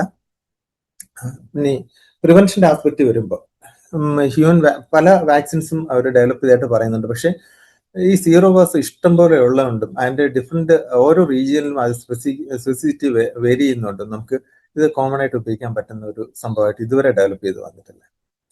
അപ്പം നമുക്കിത് പ്രിവെന്റ് ചെയ്യണമെങ്കിൽ മെയിൻലി 2-3 കാര്യങ്ങൾ ചെയ്യാൻ പറ്റുള്ളൂ. ഒന്ന്, potential source of infection avoid ചെയ്യുന്ന കാര്യങ്ങളായിരിക്കും നമ്മൾ കൂടുതൽ ശ്രദ്ധിക്കേണ്ടത്. പിന്നെ മാത്രമല്ല, ഇപ്പൊ ഹൈ റിസ്ക് എക്സ്പോഷർ ഉള്ള പേഷ്യൻസിനാണെങ്കിൽ നമ്മൾ ഉറപ്പായിട്ടും പ്രൊഫൈലാക്സിസ് കൊടുക്കണം. നമുക്കറിയാം ഡോക്സിസൈക്കിൾ, അതിന്റെ പിന്നാലെ വരാം. പിന്നെ ഈവൻ ആനിമൽസിനൊക്കെ ആണെങ്കിൽ വാക്സിനേറ്റ് ചെയ്യുന്നത് ഒരു പരിധി വരെ ഇതിനെ തടയാൻ സാധിക്കുമെന്നാണ് പറയുന്നത്. പിന്നെ നമുക്കറിയാം പ്രൊഫൈലാക്സിസ് നമ്മൾ ഡോക്സിസൈക്കിൾ 200 mg ഓർലി വീക്കിലേക്ക് കൊടുക്കുന്നുണ്ട്. Vaccination of domestic and farm animals against leptospirosis can provide variable levels of protection. ഇപ്പോഴും നമുക്ക് ഇവിടേക്ക് നമുക്ക് എത്രത്തോളം അത് പ്രാക്ടിക്കൽ ആണെന്ന് ചിന്തിക്കാൻ പറ്റുന്നില്ല. സം ഇമ്മ്യൂണൈസ്ഡ്, പക്ഷേ ഇതിനകത്ത് വേറൊരു രസകരമായ കാര്യം, ഇമ്മ്യൂണൈസ്ഡ് ആയിട്ട് animals become infected and excrete leptospirosis in the urine എന്നുള്ള കാര്യം കൂടെ ഒരു സാധനം കൂടെ വന്നിട്ടുണ്ട്. ഇനി നമ്മൾ ഇത്രയും നേരം പറഞ്ഞത് വളരെ സിമ്പിൾ ആയിട്ട് എന്താണ് ചെയ്യേണ്ടതെന്ന് ഒരു നട്ട്ഷെല്ലിൽ പറഞ്ഞിട്ട് നമ്മൾ റെഡ് ഫ്ലാഗ് സയൻസിലേക്കും കാര്യങ്ങളിലേക്ക് പോവാം. അതോടുകൂടി അധികം നിങ്ങളെ മുഷിപ്പിക്കുന്നില്ല. സിംപ്റ്റോമറ്റോളജി നമ്മൾ 2 കാര്യങ്ങളാണ്. ഒരു ഇമ്മ്യൂൺ ഫേസ് റെഡിലും അക്യൂട്ട് ഫേസ് ബ്ലൂവിലും വെച്ചിട്ടുണ്ട്. അപ്പം അക്യൂട്ട് ഫേസ് എന്നുള്ളത് ഈ ബ്ലൂവിൽ കാണുന്ന ആൾ. ഇത് അക്യൂട്ട് ഫേസ് എന്തൊക്കെ സംഭവിക്കുന്നത് നമ്മൾ ആലോചിച്ച് നോക്കി. നമ്മൾ ഇത്രയും പറഞ്ഞത് സമ്മറൈസ് ചെയ്യുകയാണെങ്കിൽ അക്യൂട്ട് ഫേസിൽ ഫീവർ ആൻഡ് ഹെഡ് ഏക്ക് ഉണ്ടായിരുന്നു, കൺജങ്ക്റ്റിവൽ സഫ്യൂഷൻ മറക്കരുതെന്ന് ഞാൻ പറഞ്ഞു, ജോണ്ടിസ് ആൻഡ് ഫോട്ടോഫോബിയ ഒക്കെ വരാം, മൈൽഡ് ആയിട്ട് കോഫ്, അബ്ഡോമിനൽ പെയിൻ വരാം, വോമിറ്റിംഗ് വരാം. അബ്ഡോമിനൽ പെയിൻ വരുമ്പോൾ തന്നെ പാൻക്രിയാറ്റൈറ്റിസും കോളിസിസ്റ്റൈറ്റിസും ഒക്കെ പോസിബിലിറ്റി ഉണ്ടെന്ന് ആലോചിക്കണം. ഡയറിയ വരാം, മസിൽ പെയിൻ വരാം, സ്കിൻ റാഷ് വരാം, അതും ലെപ്റ്റോസ്പൈറോസിസ് വരാം. ഇമ്മ്യൂൺ ഫേസിലേക്ക് വരാണെങ്കിൽ നമുക്കറിയാം മെനിഞ്ചൈറ്റിസ് നമ്മൾ പറഞ്ഞു, ലങ് ബ്ലീഡിങ്, പൾമണറി ഹെമറേജ് പറഞ്ഞു, മയോകാർഡൈറ്റിസ് പറഞ്ഞു, ലിവർ ഫെയിലിയർ പറഞ്ഞു. പക്ഷെ ലിവർ ഫെയിലിയർ ഭയങ്കര അഡമന്റ് ആയിട്ട് വരാറില്ല സാറിന്, യൂഷ്വലി നല്ല റിക്കവറി നമ്മൾ അതും പറഞ്ഞു. നമ്മൾ സ്റ്റൊമക് ബ്ലീഡിങ് വരാം, kidney failure usually most commonly involve ആയിട്ടുള്ള ഒരു ഫീച്ചറാണ്, മെലീന വരാം, ട്യൂസസ് ഒക്കെ വരാം. അതാണ് ഈ പടത്തിൽ നിന്ന് നമ്മൾ കോമൺ ആയിട്ട് നമ്മൾ ഇമ്മ്യൂൺ ഫേസും അക്യൂട്ട് ഫേസും നമ്മൾ ജസ്റ്റ് സമ്മറൈസ് ചെയ്യാൻ പറഞ്ഞു. ഇനി ഇനിഷ്യലി നമ്മൾ പേഷ്യന്റ് വരുമ്പോൾ എന്തൊക്കെ കാര്യങ്ങൾ, ഫീവർ, മയാൾജിയ, ഹെഡ് ഏക്ക് സാറിന് കാണുന്നത്, സാറിന് വൈറൽ പനി അല്ലെങ്കിൽ ഇതൊക്കെ കാണുന്ന പോലെ തന്നെ. ലേറ്റർ എന്ത് സംഭവിക്കുന്നു? ജോണ്ടിസ് വരുന്നു, ഓൾഗേരി വരുന്നു, ബ്ലീഡിംഗ് ടെൻഡൻസീസ് വരുന്നു, റെസ്പിറേറ്ററി ഡിസ്ട്രസ് വരുന്നു, കാർഡിയക് ഫെയിലിയർ, അത് മൾട്ടി ഓർഗൻ കൺവൾഷൻസ് വരുന്നു, കോമ വരുന്നു. ഇതാണ് സിംപ്റ്റോമറ്റോളജി വരുന്നത്. അപ്പൊ ഇനിഷ്യലി ഇത് ലേറ്റർ ഓൺ സീരിയസ് ആയിട്ടുള്ള ഇമ്മ്യൂൺ ഫേസ് കടന്നു പോകുമ്പോൾ ക്ലിനിക്കൽ ഫൈൻഡിങ്സ് എന്തൊക്കെയായിരിക്കും? എയർലിയിൽ ഫീവർ ആണ്, മസിൽ ടെൻഡൻസ്, പ്രത്യേകിച്ച് തൈലും കാഫ് മസിലൊക്കെ ഒന്ന് പിടിച്ചു നോക്കാൻ മറക്കണ്ട. പേഷ്യന്റ് ചാടി എണീക്കും, അത്രയ്ക്ക് നല്ല മസിൽ പെയിൻ ആയിരിക്കും, സാധനം തൊടുമ്പോൾ തന്നെ ചാടും. കോഫ് ആൻഡ് തപ്പത്തായി, ലോ ബാക്ക് ഒക്കെ ഉണ്ടാവും, കഞ്ചഷൻ ഓഫ് ഐസ്, കഞ്ചങ്ക്റ്റിവൽ സഫ്യൂഷൻ മറക്കണ്ട. ഒന്ന് കണ്ണ് വിടർത്തി നോക്കാൻ ഒരു കാരണവശാലും മടിക്കണ്ട. ചിലപ്പോൾ സബ് കഞ്ചങ്ക്റ്റിവൽ ഹെമറേജ് അവർ കിട്ടിയെന്നിരിക്കാം, അതൊക്കെ വളരെ സ്പെസിഫിക് ആയിട്ട് തന്നെ കിട്ടും. Later on sub conjunctival haemorrhage വരും, ജോണ്ടിസ് വരും, evidence of multi organ system, hepatic, pulmonary, renal involvement, ചുരുക്കി പറഞ്ഞ. പിന്നെ എന്തൊക്കെ കോംപ്ലിക്കേഷൻ, ഈവൻ ഈ complications can occur even in the first week. ആദ്യം ബ്ലീഡിംഗ് ടെൻഡൻസി വരാം, ത്രോംബോസൈറ്റോപീനിയ വരാം, acute kidney injury, hepatic failure, meningoencephalitis, ARDS, hypotension, myocarditis, pancreatitis, convulsions and coma നമ്മൾ നേരത്തെ പറഞ്ഞു. ഇതൊക്കെ ഈ കോംപ്ലിക്കേഷൻസ് ഒക്കെയാണ് നമ്മൾ ഇത്രയും പറഞ്ഞത്. ഇനി എന്തൊക്കെ ഇൻവെസ്റ്റിഗേഷൻ ചെയ്യാം? നമ്മൾ കുറേ കാര്യങ്ങൾ പറഞ്ഞു, കൺഫേം ചെയ്യാനത്, പക്ഷെ നമുക്ക് ആ ലെവലിലൊന്നും നമുക്ക് പോകാൻ പറ്റില്ല. നമ്മൾ സിമ്പിൾ ആയിട്ടുള്ള നമ്മുടെ ഡേ ടു ഡേ ലൈഫിൽ നമുക്ക് ചെയ്യാൻ പറ്റുന്ന കുറച്ച് കാര്യങ്ങളുണ്ട്. വിത്തിൻ ദി ഫസ്റ്റ് 3 ഡേയ്സിൽ ബ്ലഡ് TC/DC ന്യൂട്രോഫിലിക് ഗ്ലൂക്കോസൈറ്റോസിസ് ആയിരിക്കും നിങ്ങൾ കാണാൻ പോകുന്നത്. വേറെ അധികം പ്രശ്നങ്ങളൊന്നും കാണില്ല. അത് കഴിഞ്ഞ് ആഫ്റ്റർ 3 ഡേയ്സ് എന്ത് ചെയ്യും? ഒന്നുകൂടെ റിപ്പീറ്റ് ചെയ്യാൻ മറക്കണ്ട. പ്രത്യേകിച്ചും സംശയമുള്ള പേഷ്യൻസിൽ 3-ാം ദിവസം OP-യിലേക്ക് ഒന്ന് വരാൻ പറയുക, ഒന്ന് ബ്ലഡ് ടെസ്റ്റ് ഒന്ന് കുറിച്ച് കൊടുക്കുക. അവർ വരുമ്പോൾ നമ്മളൊന്ന് നോക്കുമ്പോൾ പ്ലേറ്റിൽ കൗണ്ടൊക്കെ നോക്കുക. മൈൽഡ് ടു മോഡറേറ്റ് ത്രോംബോസൈറ്റോപീനിയ കാണാം. 3 ഡേയ്സേ ആയിട്ടുള്ളൂ. സിറം ബിലിറൂബിൻ ഒരു disproportionately low elevation of AST/ALT less than 500 ആയിരിക്കും, ഉറപ്പിച്ചോ. Increased blood urea serum creatinine നോക്കുമ്പോൾ ചെറുതായിട്ട് അത് കീടുന്നു. പിന്നെ അബ്ഡോൺ പെയിൻ ഉണ്ട്, അല്ലെങ്കിൽ നല്ല സിവിയർ മസിൽ പെയിൻ ഉണ്ടെങ്കിൽ CPK വിടാൻ മറക്കണ്ട. നല്ല അബ്ഡോൺ പെയിൻ ഉണ്ടെങ്കിൽ അമേലിസിനെക്കാളും സിറം ലൈപ്പേസ് ആണ് നല്ലത്. കുറച്ചുകൂടെ സ്പെസിഫിക് ലൈപ്പേസ് ആണ്. സോറി, അമേലിസ് എഴുതിയിട്ടുണ്ട്, ലൈപ്പേസ് ആണ് കുറച്ചുകൂടെ ബെറ്റർ. ആഫ്റ്റർ 5 ഡേയ്സ് എന്ത് ചെയ്യും? നമ്മൾ ഒന്നുകൂടെ നോക്കുമ്പോൾ IG മെലിസ, കാരണം 3 to 5 ഡേയ്സ് എടുക്കും ആന്റിബോഡീസ് ഒക്കെ ഡെവലപ്പ് ചെയ്ത് വരാൻ. അപ്പോഴത്തേക്കും ചിലപ്പോൾ ആദ്യത്തെ തുടക്കത്തിൽ 3rd ഡേയിലോ 4th ഡേയിലോ നോക്കി നമുക്ക് ഇതൊന്നും കിട്ടണമെന്നില്ല. അപ്പൊ അതുകൊണ്ട് നമുക്ക് ലെപ്റ്റോസ്പൈറസ് റോൾ ഔട്ട് ചെയ്യാനും പറ്റില്ല. So IgM leptospira after 5 days okay എടുക്കാൻ മറക്കണ്ട. പിന്നെ എന്റെ ഒരു ശരിക്കുള്ള ഒരു കൺഫർമേഷൻ എന്ന് പറയുന്നത് 4-fold rise in paired serum presentation തന്നെ എടുക്കണം. പിന്നെ അത് കഴിഞ്ഞ് at the end of 2 weeks 1 to 2 weeks എടുക്കുമ്പോഴത്തേക്കാണ് നമുക്ക് കിട്ടുന്നത്. അപ്പൊ അതാണ് കൺഫർമേഷൻ. അത് എത്രത്തോളം പ്രാക്ടിക്കൽ എന്ന് പറയുന്നത് എന്തായാലും IgM എലീസ് നമുക്ക് ചെയ്യാൻ പറ്റുമല്ലോ. ഇനി ഇമേജിംഗ് ഫൈൻഡിങ്സ് എന്തൊക്കെയാണ്? നമ്മൾ നേരത്തെ പറഞ്ഞു ഒരു സ്നോ ഫ്ലേക്ക് അപ്പിയറൻസ് എന്ന് പറഞ്ഞു. നോൺ ഹോമോജിനസ് പാച്ച് ഒപ്പാസിറ്റീസ് ഇപ്പൊ കാണുന്നുണ്ടല്ലോ. ഇത് ARDS ഡെവലപ്പ് ചെയ്ത കേസാണ് നമ്മൾ കാണുന്നത്. ECGയിൽ നമ്മൾ പറഞ്ഞു ടാക്കിക്കാർഡിയ, അരിത്മിയ വരാം, നോൺ സ്പെസിഫിക് STT ചേഞ്ചസ് വരാം, റീപോളറൈസേഷൻ അബ്നോർമാലിറ്റീസ് ഒക്കെ വരാമെന്ന് പറഞ്ഞു. ഇത് ARDSന്റെ ഫീച്ചേഴ്സ് ആണ്. ഒരു കാര്യം ശ്രദ്ധിച്ചിട്ടുണ്ടോ? ഇത് യൂഷ്വലി ലെപ്റ്റോസ്പൈറസിലെല്ലാം വലിയ ലോബാണ് ഏറ്റവും കൂടുതൽ അഫക്റ്റഡ് ആയിട്ട് കാണുന്നത്. കാര്യം കൂടെ ഒന്ന് മനസ്സിൽ വെച്ചേക്കണം. ഇത് നമ്മൾ ഓൾറെഡി പറഞ്ഞു കഴിഞ്ഞു. ഈ ട്രീറ്റ്മെന്റ് എന്തൊക്കെ കൊടുക്കും? Doxycycline, ceftriaxone. നമ്മളത്തെ DHSന്റെ ഗൈഡ് ലൈൻ മാർക്കണ്ട. ഇത് കൊടുക്കാൻ പറ്റുന്നില്ലെങ്കിൽ നമുക്ക് എന്ത് സെഫ്റ്റാക്സിൻ നോക്കാം, സെഫ്റ്റാക്സിൻ ഇല്ലെങ്കിൽ അസ്ട്രോമൈസിൻ നോക്കാം, അസ്ട്രോമൈസിൻ ഇല്ലെങ്കിൽ ഡോക്സിസൈക്ലിൻ നോക്കാം. ഈ കാര്യങ്ങൾ മനസ്സിലൊന്ന് വെച്ചാൽ മതി. ഇനി ഇതിന്റെ ഡോക്സിസൈക്ലിൻ പ്രൊഫൈലാക്സിസ് എന്തൊക്കെ ചെയ്യും നമ്മൾ? ഇതും ഡയറക്റ്റ്ലി ഉള്ളതാണ്. അതായത് ഫ്ലഡ് വാട്ടേഴ്സുമായിട്ടോ മഡി പൊല്യൂട്ടഡ് വാട്ടറായിട്ടോ ഒന്നും കോൺടാക്ട് ഇല്ലെന്ന് വെച്ചോ, നോ റിസ്ക് ആണ്. അപ്പൊ നോ നീഡ് ഫോർ ഡോക്സിസൈക്ലിൻ. ഇനി 1 ടൈം കോൺടാക്ട് ഒന്നും, പക്ഷേ പേഷ്യന്റ് ഇൻടാക്ട് സ്കിൻ ആണ്, ഫ്ലഡ് വാട്ടേഴ്സുമായിട്ട് കോൺടാക്ട് ഒന്നും, മടി അല്ലെങ്കിൽ പൊല്യൂട്ടഡ് വാട്ടറായിട്ട് അല്ലെങ്കിൽ ഡെഡ് ആനിമൽ, സിക്ക് ആനിമലായിട്ട് കോൺടാക്ട് ഒന്നും 1 ടൈം കോൺടാക്റ്റേ ഉള്ളൂ. അപ്പോൾ ലോ റിസ്ക് ആണ്. എങ്കിലും ഡോക്സിസൈക്ലിൻ നമുക്ക് 100 milligram 2 tablets 1 weekly for 2 weeks, 2 consecutive weeks കൊടുക്കണം. ഒരാഴ്ചയല്ല, 2 ആഴ്ച കൊടുക്കണം. ഇനി കണ്ടിന്യൂയിങ് കോൺടാക്ട് ആണ് പേഷ്യന്റ് അല്ലെങ്കിൽ തൊഴിലുറപ്പ് അല്ലെങ്കിൽ അവർ വേറെ എവിടെയെങ്കിലും പോകുന്ന സിയോർ വർക്കേഴ്സ് എന്തെങ്കിലും ആണെങ്കിലോ നമ്മൾ ഉറപ്പായിട്ടും local residence with similar contact അല്ലെങ്കിൽ വെള്ളക്കെട്ടുള്ള പ്രദേശമാണ്, കണ്ടിന്യൂസ് കോൺടാക്ട് ഉണ്ട്, നമുക്ക് അവിടെ മോഡറേറ്റ് റിസ്ക് ഉണ്ട്. അങ്ങനെയാണെങ്കിൽ doxycycline 200 milligram once a week as long as the exposure continuous. എത്ര കാലം ഇവർ എക്സ്പോസ്ഡ് ആവും അതുവരെ നമുക്ക് കൊടുക്കാം. ഇനി എനി കോൺടാക്ട് വിത്ത് ഫ്ലഡ് വാട്ടർ, സോയിൽ ഇതൊക്കെ ഉണ്ട്, പക്ഷെ ഓപ്പൺ വൂണ്ട് ഉണ്ട്, ചെറിയ ലീഷൻ ഉണ്ടായിരുന്നു, ഒരു കോണ്ടാക്ട് വന്നു, അപ്പൊ എന്ത് ചെയ്യും? അപ്പൊ ഹൈ റിസ്ക് ആണ്. അബ്രേഡഡ് സ്കിൻ അല്ലെങ്കിൽ വരുമ്പോഴത്തേക്കും പ്രശ്നമുണ്ട്. അപ്പൊ അങ്ങനെയാണെങ്കിൽ നമ്മൾ എന്ത് ചെയ്യും? Doxycycline 100 milligram twice daily for 5 days. പക്ഷെ ഒരു കാര്യം കൂടെ ഉണ്ട്, ഇതിനകത്ത് പറയാത്ത ഒരു കാര്യം കൂടെ ഉണ്ട്. ഇതിനകത്ത് നമുക്ക് ഈ ഡോക്സിസൈക്ലിൻ കൊടുക്കാൻ പറ്റാത്ത പേഷ്യൻ്റ് എന്ന് വെച്ചോ, അലർജി ഉണ്ടെന്ന് വെച്ചോ, അവർക്ക് അസിത്രോമൈസിൻ നമുക്ക് കൊടുക്കാം. 250 milligram OD അല്ലെങ്കിൽ ട്വൈസ് ഡെയിലി വെച്ചിട്ട് കൊടുക്കാൻ പറ്റും. ആ കാര്യം കൂടെ ഒന്ന് ഈ പ്രൊഫൈലാക്സിസിൽ കൊടുക്കാൻ പറ്റുന്നു. ഹാരിസണിൽ വ്യക്തമായിട്ട് പറയുന്നത് 22nd എഡിഷൻ ഇപ്പോഴത്തെ. ആ കാര്യം കൂടെ ഒന്ന് മനസ്സിൽ വെച്ചോ ഡോക്സിസൈക്ലിൻ ഇല്ലെങ്കിൽ. ഇനി അപ്പം നമ്മള് ഇത് പിന്നെ ഒരു കാര്യം കൂടെ, ഡോക്സിസൈക്ലിൻ കൊടുക്കുമ്പോൾ ഒരു കേസ് ഒരു പ്രശ്നം ഉണ്ടായ കാര്യം എനിക്ക് അറിയാം. അതായത് ഡോക്സിസൈക്ലിൻ കൊടുക്കുമ്പോൾ നമ്മൾ പേഷ്യന്റ് ക്ലിയർ കട്ടായിട്ട് ഒരു ഇൻസ്ട്രക്ഷൻ കൊടുക്കണം. പേഷ്യന്റിനോട് 1 ഗ്ലാസ് വെള്ളം നന്നായിട്ട് ഡോക്സിസൈക്ലിൻ കഴിക്കുമ്പോൾ കഴിക്കാൻ പറയണം. എന്നിട്ട് 1/2-3 മണിക്കൂർ നേരത്തേക്ക് കിടക്കരുതെന്നും കൂടെ കൃത്യമായിട്ട് പറയണം. കാരണം വെച്ചാൽ ഈസോഫേജിയൽ അൾസർ മറ്റു സാധനങ്ങൾക്ക് ഇത് കയറി ഒട്ടിപ്പിടിച്ചിരുന്ന നല്ല ഈസോഫേജിയൽ അൾസർ ആയിട്ട് ഒരു പേഷ്യന്റ് ഡോക്ടറിനെ സീവ് ചെയ്യുന്ന കാര്യം എനിക്ക് നന്നായിട്ട് അറിയാം. അപ്പം ഇക്കാര്യം നമ്മൾ പറഞ്ഞാൽ മാത്രം പോരാ, റെക്കോർഡിക്കലി അതിനകത്ത് ഓപ്പോസിറ്റിൽ ആഫ്റ്റർ ഫുഡ് എന്നും drink 1 glass of full water എന്നും ഒന്ന് എഴുതി കഴിഞ്ഞാൽ പല കാര്യത്തിനും നമുക്ക് രക്ഷപ്പെടാൻ പറ്റും. അത് പ്രത്യേകിച്ച് ഡോക്സിസൈക്ലിൻ കൊടുക്കുമ്പോൾ കൃത്യമായിട്ട് പറയണം. ആഫ്റ്റർ ഫുഡാണ് കഴിക്കേണ്ടത്, ഒരു ഫുൾ ഗ്ലാസ് ഓഫ് വാട്ടർ കൊടുക്കണം, എന്നിട്ട് 1/2-3 മണിക്കൂർ നേരത്തേക്ക് കിടക്കരുതെന്നും പറയാം.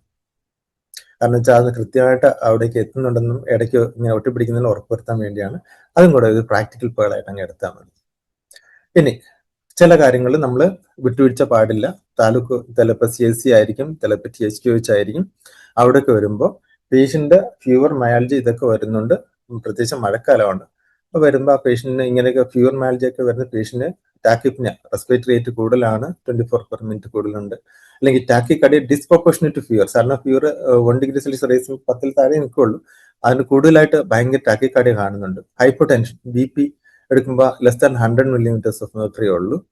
ജോണ്ടിസ് ഉണ്ട്, ഓൾട്ടറേഷൻ ഓഫ് സെൻസോറി ഉണ്ട്, ഒളിഗ്യൂരി ഉണ്ട്, അല്ലെങ്കിൽ ഹെമറേജിക് മാനിഫെസ്റ്റേഷൻ നമ്മുടെ വായിൽ കിടക്കുന്ന പേഷ്യൻസിലൊക്കെ ഉണ്ട്. ഇതൊക്കെ ഉണ്ട്. ഹൈപ്പർ ടെൻഷൻ മുതൽ ജോണ്ടിസ്, ഓൾട്ടറേറ്റ് സെൻസറിയും, ഒളിഗ്യൂരി, ഹെമറേജിക് മാനിഫെസ്റ്റേഷൻ ഉണ്ടെങ്കിൽ വച്ചുകൊണ്ടിരിക്കുന്നത് അപ്പം തന്നെ റെഫർ ചെയ്യണം. ടൈംലി റെഫറലും ഒരു വലിയൊരു ഇമ്പോർട്ടൻ്റ് ആയിട്ടുള്ള കാര്യമാണ്. പലപ്പോഴും ഡിലേഡ് റെഫറൽ വന്നെന്ന് പറഞ്ഞ് നമുക്കെതിരെ വരുന്നതിനേക്കാളും നല്ലത് എപ്പോഴും ഇങ്ങനെയുള്ള ഒരു വിജിലന്റ് ആയിട്ട്, പ്രത്യേകിച്ചും ലെപ്റ്റോസ്പൈറോസിസ് നമ്മളൊരു ഇതാണ് നമ്മൾ കരുതുന്നതെങ്കിൽ ഈ കാര്യങ്ങൾ റെഡ് ഫ്ലാഗ് സൈനിനെ കുറിച്ച് കൃത്യമായ വിവരം നമുക്കുണ്ടാവണം. നമ്മുടെ വാർഡുകളിൽ എഴുതി സൂക്ഷിക്കുന്ന തെറ്റില്ല. പ്രത്യേകിച്ചും നമ്മുടെ സിസ്റ്റേഴ്സിനൊക്കെ ഒന്ന് അവെയർ ആക്കുന്ന നല്ലതാണ്. രാവിലെ BP എടുക്കുമ്പോൾ കുറവാണെങ്കിൽ അത് കൃത്യമായിട്ട് ഇൻഫോം ചെയ്യാനുള്ള കാര്യം കൂടെ പറഞ്ഞു കഴിഞ്ഞാൽ വളരെ നല്ലതായിരിക്കും. Thank you so much for your patient listening.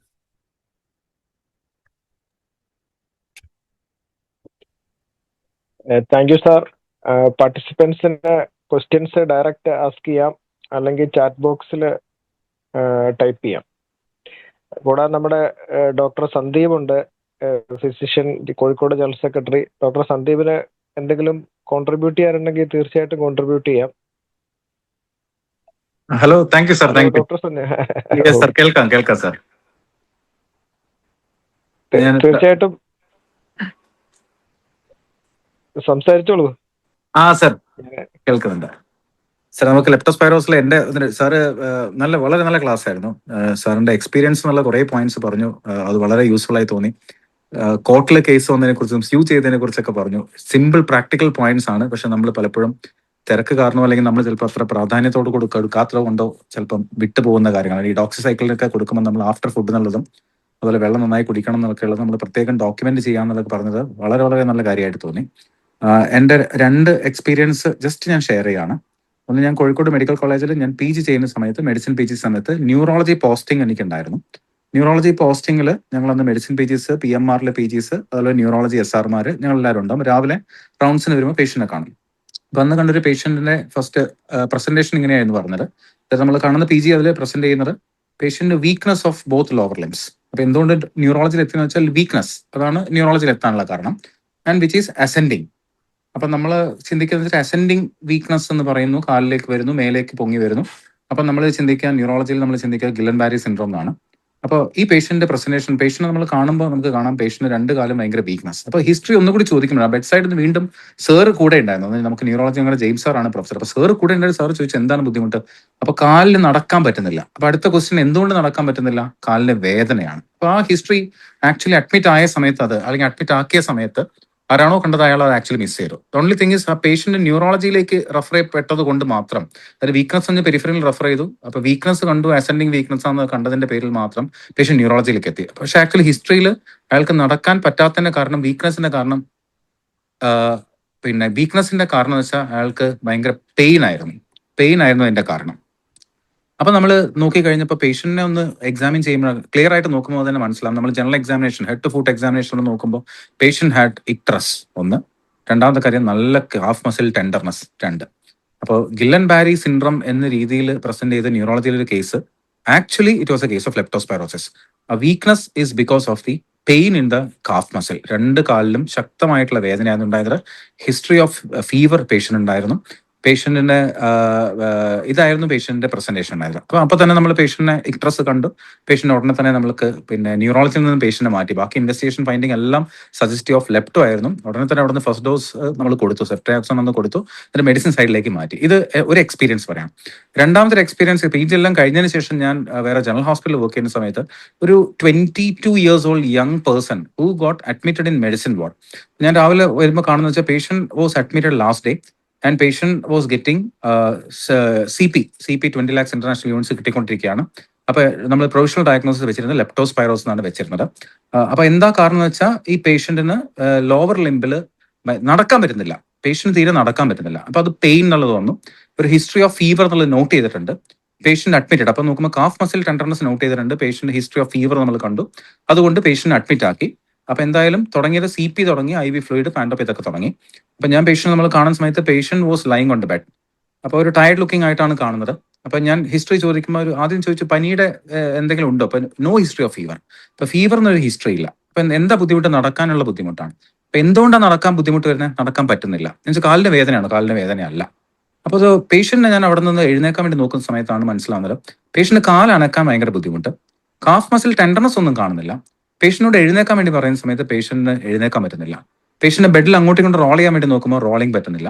കഴുത്ത് മടക്കാൻ വേണ്ടി നോക്കുമ്പോൾ ലാഗിങ് ഓഫ് നെക്ക് ബിഹൈൻഡ്, അങ്ങനെയാണ് വരുന്നത്. So that was actually A case of Guillain Barry syndrome. പക്ഷേ അഡ്മിറ്റ് ആയത് ലെപ്റ്റോസ്പൈറോസ് എന്നിട്ടാണ് അഡ്മിറ്റ് ആയത്. അപ്പൊ ഇത് രണ്ടും എനിക്ക് നേരിട്ട് ഞാൻ എക്സ്പീരിയൻസ് ചെയ്ത കേസാണ്. ആ കേസിന് ഞാൻ അപ്പോൾ തന്നെ ഇങ്ങനത്തെ ഒരു കേസ് കണ്ടു. അപ്പോൾ ഒരു no history of fever, patient ഇങ്ങനെ വീക്ക്നെസ് ആണ് വന്ന് കണ്ടത്. പേഷ്യന്റ് ബെഡിൽ നിന്ന് എഴുന്നേക്കാൻ പറ്റുന്നില്ല, തിരിയാൻ പറ്റുന്നില്ല, കാലിന് വീക്ക്നെസ് ഉണ്ട്, നടക്കാൻ പറ്റാത്തതിന്റെ കാരണം വീക്ക്നെസ് ആണെന്നല്ല നോട്ട് ചെയ്തു. കോളേജിലേക്ക് റെഫർ ചെയ്തിട്ടുണ്ടായിരുന്നു, അതിന്റെ ഫോളോ അപ്പ് കിട്ടി, and that was A case of Guillain Barry syndrome. അപ്പൊ ഞാൻ ജസ്റ്റ് ഈ ഒരു പോയിന്റും കൂടി ജസ്റ്റ് ആഡ് ചെയ്യാണ്. ചിലപ്പോൾ മിമിക്കറായിട്ട് ചിലപ്പോൾ ഇങ്ങനെയും കാണാം. എൻ്റെ ഒരു നേരിട്ടുള്ള എക്സ്പീരിയൻസ് ആയിരുന്നു ഇത് രണ്ട് കേസുകളും. കാരണം ചിലപ്പോൾ നമ്മൾ അങ്ങ് അസ്യൂം ചെയ്യും പേഷ്യന്റിന് നടക്കാൻ പറ്റാത്തതിന് കാരണം വീക്ക്നെസ് ആണ് നമ്മൾ ചിലപ്പോൾ അസ്യൂം ചെയ്യും, ചിലപ്പം ടെൻഡർനെസ് ആണ് അസ്യൂം ചെയ്യും. അപ്പൊ പ്രോപ്പർ ഹിസ്റ്ററിയും ഫുൾ എക്സാമിനേഷനും ഇമ്പോർട്ടൻ്റ് ആണെന്ന് തെളിയിക്കുന്നതിന്റെ രണ്ട് ഒരു എക്സ്പീരിയൻസ് ജസ്റ്റ് ഞാൻ ഷെയർ ചെയ്തത് മാത്രം. Thank you sir. Thank you doctor Sandeep for pearls of experience. ഇതിനകത്ത് ഒരു ചോദ്യം വന്നിട്ടുള്ള ക്യാൻ ലെപ്റ്റോസ്പൈറോസിസ് ഹാവ് മറ്റേ പാൻസൈറ്റോപീനിയ വെച്ച് വരാമോ? ഉറപ്പായിട്ടും. നമ്മൾ തുടക്കത്തിൽ പ്രസന്റേഷനിൽ തന്നെ നമ്മൾ പറഞ്ഞു അപൂർവമായിട്ട് നമുക്ക് പാൻസൈറ്റോപീനിയ ആയിട്ട് ഇത് പ്രസന്റ് ചെയ്യാൻ നമ്മൾ തുടക്കത്തിൽ ഫസ്റ്റ് സ്ലൈഡിൽ തന്നെ നമ്മൾ പറഞ്ഞിട്ടുണ്ടായിരുന്നു, ഫസ്റ്റ് 1-2 സ്ലൈഡ് കഴിഞ്ഞിട്ട്.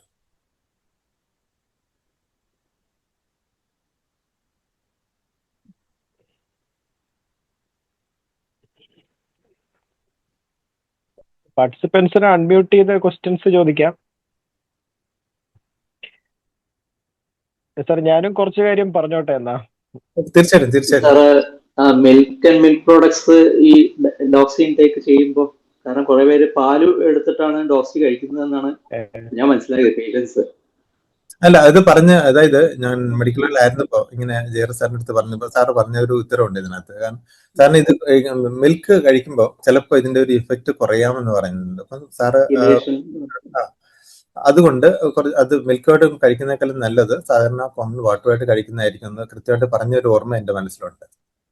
അതാ സാർ ഞാൻ പറഞ്ഞത്. കാരണം പേഷ്യൻസ് പറയുന്നത് അതാണ്, മിൽക്ക് വെച്ചിട്ടാണ് അവർ കഴിക്കുന്നത്. അപ്പൊ ആ 2 to 3 hour ഗ്യാപ്പ് പ്രൊവൈഡ് ചെയ്യണം. ഈ 1 full glass ഓഫ് മിൽക്കിന്റെ കൂടെ, അല്ല 1 full glass of water and ഇതിന്റെ കൂടെ അതും കൂടെ നമ്മൾ സജസ്റ്റ് ചെയ്യേണ്ടത്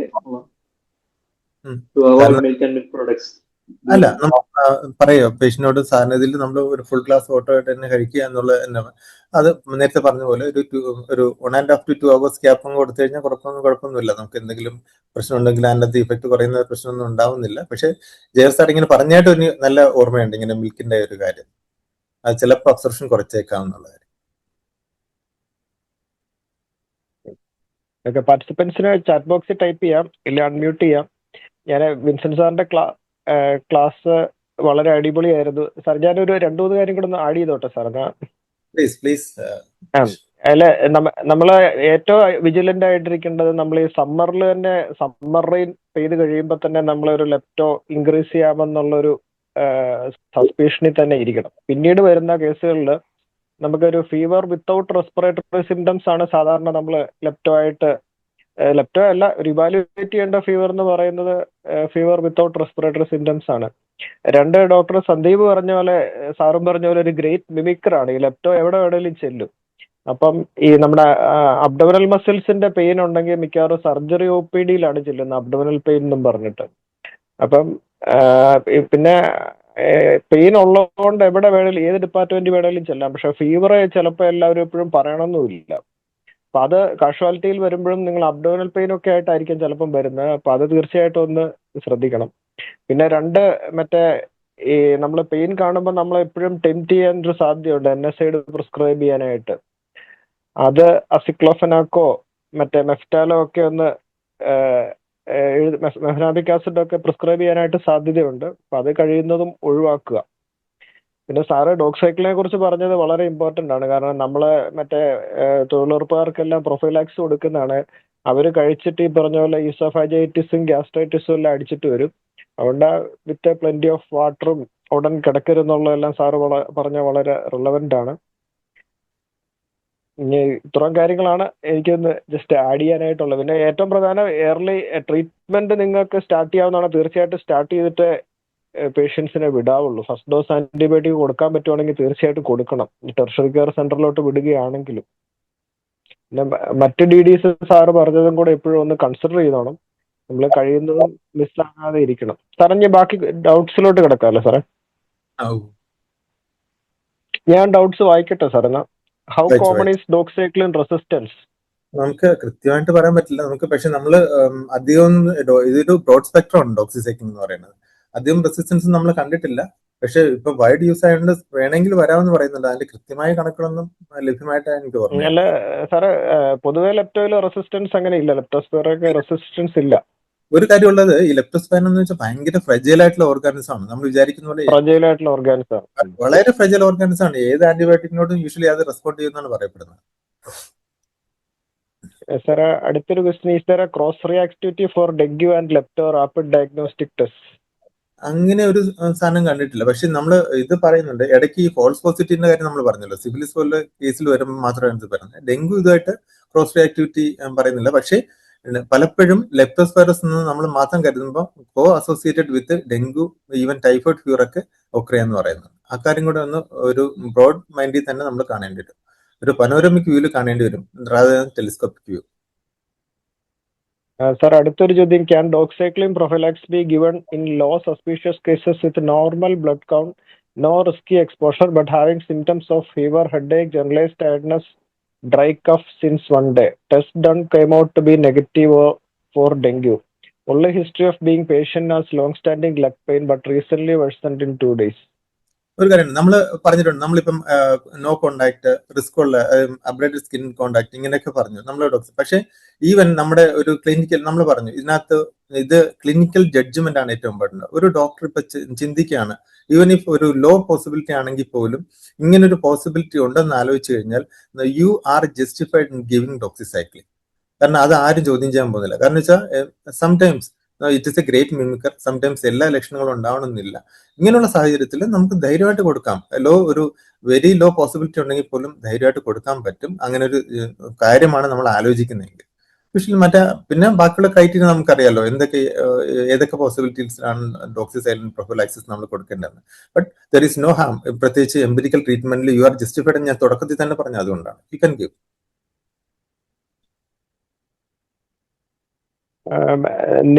പീഡിയാട്രിഷ്യൻസ് മാഡം, നമ്മുടെ നിമ്മി മാഡവും ഡോക്ടർ കേതുലും ഉണ്ട്. ഡോക്ടർ കേതുല്, നിമ്മി മാഡം എന്തെങ്കിലും പറയുന്നുണ്ടോ madam? Hello Nimmi madam. Hello, Vincent സാറിന്റെ ക്ലാസ് നല്ലതായിരുന്നു, വളരെ ഇൻഫോർമേറ്റീവ് ആണ്, യൂസ്ഫുൾ ആണ്. പിന്നെ കുട്ടികൾക്കും നമ്മൾ ഡോക്സി കൊടുക്കും. മോർ ദാൻ 3 years ഡോക്സി കൊടുക്കും. പിന്നെ ലെസ് ദാൻ 3 years അസിത്രോമൈസിൻ അതാണ് കൊടുക്കുക. 4 mg/kg/day 2 divided ഡോസ്. നമ്മുടെ പ്രോട്ടോകോൾ പറയുന്നുണ്ടെന്ന് തോന്നുന്നു അല്ലേ? ഇതിനകത്ത് ഇടയ്ക്ക് ഇപ്പൊ ഓൾ ഏജസിൽ വേണമെങ്കിൽ കൊടുക്കാന്ന് പറഞ്ഞ ഒരു ഫുഡ് നോട്ട് കൂടെ അവർ കൊടുത്തിട്ടുണ്ട് ഇപ്പോഴത്തെ ഈ ഡയറക്റ്റീവിലെ DHSന്റെ. അതിനകത്ത് ഇത് ഇവിടെ വന്നിട്ടുണ്ട്. അതെ, കുട്ടികളിലും കാണാറുണ്ട് പലപ്പോഴും. ഫീവർ PO നമുക്ക് പലപ്പോഴും ഡോക്സി കൊടുക്കുമ്പോൾ റെസ്പോണ്ട് ചെയ്യുന്ന കാണുന്നുണ്ട്. അത്രയൊക്കെയാണ് സാർ. ക്ലാസ് വളരെ യൂസ്ഫുൾ ആയിരുന്നു, വളരെ നല്ലതായിരുന്നു. Thank you. Hello please. Hello sir, ഞാനൊരു PHC മെഡിക്കൽ ഓഫീസറാണേ. ഓക്കെ. അപ്പൊ നമ്മള് ഈ പബ്ലിക്കിന് നമ്മൾ ഡോക്സി പ്രൊഫൈലാക്സ് കൊടുക്കുമ്പോൾ ബൾക്കായിട്ട് ഫീൽഡ് സ്റ്റാഫിന്റെ കൊടുത്തു വിടുവോ അല്ലെ അങ്ങനെയൊക്കെയാണ് നമ്മൾ ചെയ്യാറുള്ളത്. അപ്പൊ അങ്ങനെ കൊടുക്കുന്ന ഒരു സാഹചര്യത്തിൽ നമ്മള് ഈ കോൺട്രാ ഇൻഡിക്കേഷൻ ആയിട്ട് എന്തിനുണ്ട്, ഇന്ന ടൈപ്പ് ആൾക്കാർക്ക് കൊടുക്കരുത്, കാരണം അത് ബൾക്കായിട്ട് അവർ കൊണ്ടുപോയി ആയിരിക്കും ഫീൽഡിൽ കൊടുക്കുന്നത്. അപ്പൊ പലരും ചിലപ്പോൾ നമ്മള് ഒരു ഡോക്സി ഡെത്ത് ഉണ്ടായ സമയത്ത് നമ്മൾ വീട്ടിൽ പോയി പിന്നെ ഡെത്ത് ഓടിച്ച് ചിലപ്പോൾ ഇവരിത് ഞങ്ങൾക്ക് ഹാർട്ടിന് അസുഖം ഉള്ളതുകൊണ്ട് ഗുളി കഴിക്കുന്നതുകൊണ്ട് മാറ്റി വെച്ചത് കഴിച്ചില്ല അവർ. അപ്പൊ അങ്ങനെയൊക്കെ നമ്മൾ കണ്ടുപിടിക്കാം. അപ്പൊ അവര് പലപ്പോഴും ഈ തൊഴിലുറപ്പ് തൊഴിലാളികളും അല്ലെങ്കിൽ അങ്ങനെ കൂലിപ്പണിക്കാരൊക്കെ ആയിരിക്കും നമ്മൾ ഇത് കൊടുക്കുന്നത്. അപ്പൊ അവർക്ക് പല പേടി കാരണം അവർ കഴിക്കാതെ മാറ്റി വെക്കുന്നുണ്ട്. അപ്പൊ ഇതിന് നമുക്ക് എന്തെങ്കിലും കോൺട്രാ ഇൻഡിക്കേഷൻ ഉണ്ടോ? പർട്ടിക്കുലർ എന്തെങ്കിലും ഡ്രഗ് ഇന്ററാക്ഷൻസോ അങ്ങനെ എന്തെങ്കിലും ഉണ്ടോ? അങ്ങനെയല്ല, ഇതിനകത്ത് ഹൈപ്പർ സെൻസിറ്റിവിറ്റി മാത്രമാണ് നമ്മൾ മെയിൻ ആയിട്ട് പരിഗണിക്കുന്നത്. നമ്മൾ ഇപ്പൊ ഓക്കുപേഷണൽ എക്സ്പോഷർ വരുമ്പോഴത്തേക്കും റിസ്ക് ഭയങ്കര കൂടുതലല്ലേ. പലപ്പോഴും പ്രശ്നം വരുന്നത് പേഷ്യൻസിന് ഈ ഉദാഹരണമായിട്ട് ആസ്പിരിൻ ഇതൊക്കെ കഴിക്കുന്ന ആൾക്ക് യൂഷ്വലി ഗ്യാസ്ട്രൈറ്റിസും മറ്റു കാര്യങ്ങളും കുറച്ച് കൂടുതലായിട്ട് കാണാറുണ്ട്. ഈ ഡോക്സിസൈക്കിൾ കഴിക്കുന്നവരിൽ നല്ല ഒരു ചെറിയൊരു ഗ്യാസ്ട്രൈറ്റിസിന്റെ ഫീച്ചേഴ്സ് നന്നായിട്ട് വരും. അത് പലപ്പോഴും ഈ പേഷ്യന്റ് ചിലപ്പോൾ ആദ്യം തുടക്കത്തിൽ ഒന്ന് കഴിക്കുമായിരിക്കും, പിന്നെ അത് കഴിഞ്ഞ് അവർക്ക് അതിനകത്ത് ഒരു വല്ലാത്തൊരു ബിംബിഷ്ടം ആയിരിക്കും കഴിക്കാൻ. പലപ്പോഴും ഇതിന്റെ ഇമ്പോർട്ടൻസ് നമ്മൾ അവയർനെസ് ഇല്ലാത്തതുകൊണ്ടാണ്. മാത്രമല്ല, ഇത് മരുന്ന് കഴിച്ചാൽ ഇനി എല്ലാം കൂടെ കിഡ്നി കേടാവൂ എന്നൊക്കെ പറഞ്ഞ് പലരും ഇങ്ങനെ പിൻവാങ്ങുന്ന കണ്ടിട്ടുണ്ട്. പക്ഷെ നമ്മൾ പലപ്പോഴും ഒരു സെലക്റ്റീവായിട്ട് കൊടുക്കുകയാണെങ്കിൽ പ്രശ്നമില്ല. മാത്രമല്ല, കൃത്യമായിട്ടുള്ള ഈ ആശ അല്ലെങ്കിൽ JPHN ആരാണോ സൈറ്റിൽ പോകുന്നത് അവർക്ക് കൃത്യമായിട്ടുള്ള മാനദണ്ഡങ്ങൾ പറഞ്ഞു കൊടുക്കുന്നതായിരിക്കും എപ്പോഴും നല്ലത്. ഇങ്ങനെയുള്ള ഇത് സാഹചര്യത്തിൽ ഇങ്ങനെ എലിപ്പനി വന്നു കഴിഞ്ഞാൽ ഹാർട്ട് ഉൾപ്പെടെയുള്ള കാര്യങ്ങൾ ഇൻവോൾവ് ചെയ്യാൻ സാധ്യതയുണ്ട്. അത് കൂടുതൽ പ്രശ്നം ഉണ്ടാവും. അതിനേക്കാളും നല്ലത് നിങ്ങൾക്ക് ഇതിനോട് അലർജി ഒന്നും ഇല്ലെങ്കിൽ ധൈര്യമായിട്ട് ഇത് കഴിക്കാം. ഇത് കഴിച്ചുകൊണ്ട് കൂടുതൽ പ്രൊട്ടക്ഷൻ കിട്ടത്തേ ഉള്ളൂ. അതുകൊണ്ട് വേറെ പ്രശ്നമില്ല. പക്ഷെ പ്രൊവൈഡ് ഈ പറഞ്ഞ കാര്യങ്ങൾ, നമ്മൾ വെള്ളം ധാരാളം കുടിക്കണം എന്നുള്ളതും ആഹാരശേഷം കഴിക്കണം എന്നുള്ളതും അന്നേരം കൂടുതൽ എരിവും പുളിയുള്ള ആഹാര സാധനങ്ങൾ കൂടുതലായിട്ട് ഒഴിവാക്കണം എന്നുള്ള കാര്യങ്ങളോട് കൃത്യമായിട്ട് പറഞ്ഞു കൊടുക്കുകയാണെങ്കിൽ വളരെ നല്ലതായിരിക്കും. സാർ ഒരു ഡൗട്ട് ചോദിക്കും സാർ. സാർ നേരത്തെ സ്ലൈഡില് 2 mg/kg/day ആയിരുന്നു ഡോക്സിസൈക്ലിൻ പറഞ്ഞിട്ടുണ്ടായിരുന്നു. മാഡം ഇപ്പൊ 4 mg എന്നാ പറഞ്ഞത്. ഏതാണ് കറക്റ്റ് ആയിട്ടുള്ളത്? അത് നമുക്ക് അഭിപ്രായം തന്നെ എടുക്കാം. അത് പറഞ്ഞു മറ്റേ നമ്മുടെ DHSന്റെ ഗൈഡ് ലൈനിൽ 2 to 4 lakhs അവരൊരു ഗ്യാപ്പ് ഇട്ടാ പറഞ്ഞു. 2 to 4 lakhs വരെ നമ്മൾ കൊടുക്കാം, ചിൽഡ്രനിൽ കൊടുക്കാന്നല്ലേ പറയുന്നത്. അല്ല സാർ, ഡോക്സിയുടെ കാര്യമാണ്. ഏതാ ഡോക്സിയുടെ കാര്യമാണ് ചോദിച്ചത്. ഡോക്സി 2 mg എന്നാണ് സ്ലൈഡിൽ കണ്ടതെന്നാണ് ഓർമ്മ. 2 mg പെർ ഡോസ് കൊടുക്കാം. 4 mg നമ്മൾ 50 kg ഉള്ള ആൾക്കാണെങ്കിൽ 50 × 4 200, അതായത് 100 mg BD ആണല്ലോ. അതുപോലെ തന്നെയാണ് കുട്ടികൾക്കും 4 mg/kg/day in 2 divided doses.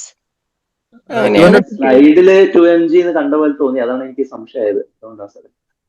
2 mg/kg/dose day തന്നെയാണ് സ്ലൈഡിൽ കണ്ടതെന്നാണ് എൻ്റെ ഒരു ഓർമ്മ. നമ്മളെ അഡൽസിന് 4 mg/kg/day ആണുള്ളത്. 50 kg ഉള്ള ഒരാൾക്ക് 200 mg ആണല്ലോ, 100 mg BD. ചെയ്യാൻ പാടില്ലെന്നല്ലേ ഒരു ദിവസം.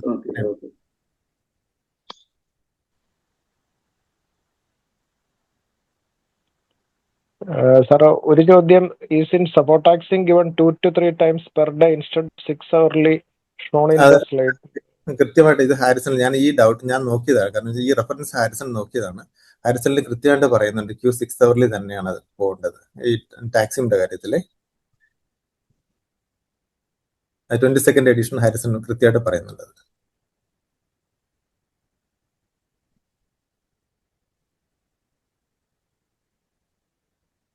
വേറെ എന്തെങ്കിലും ഡൗട്ട്സ് ചോദിക്കാനുണ്ടെങ്കിൽ നമുക്ക് ചോദിക്കാം.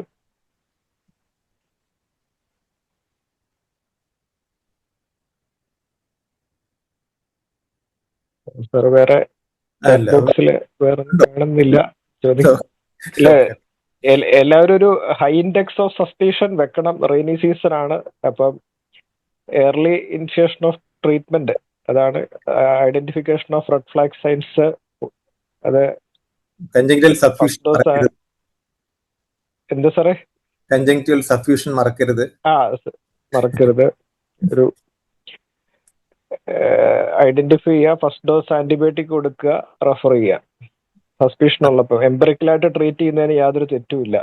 ഈ ചിലപ്പോ ഈ ഫസ്റ്റ് ഫേസ് കഴിയുമ്പോഴേ അക്യൂട്ട് ലെപ്റ്റോസ്പൈറമിക് ഫേസ് കഴിയുമ്പോൾ പേഷ്യന്റ് ബെറ്റർ ആവും.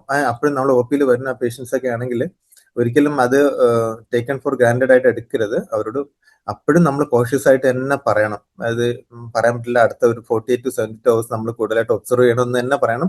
ഒരിക്കലും ബെറ്റർ ആയിട്ടുണ്ട്, ഇനി കുഴപ്പമില്ല എന്ന് ഒരു കമന്റ് ഒരിക്കലും നമ്മുടെ ഭാഗത്തു നിന്ന് വരാൻ പാടില്ല.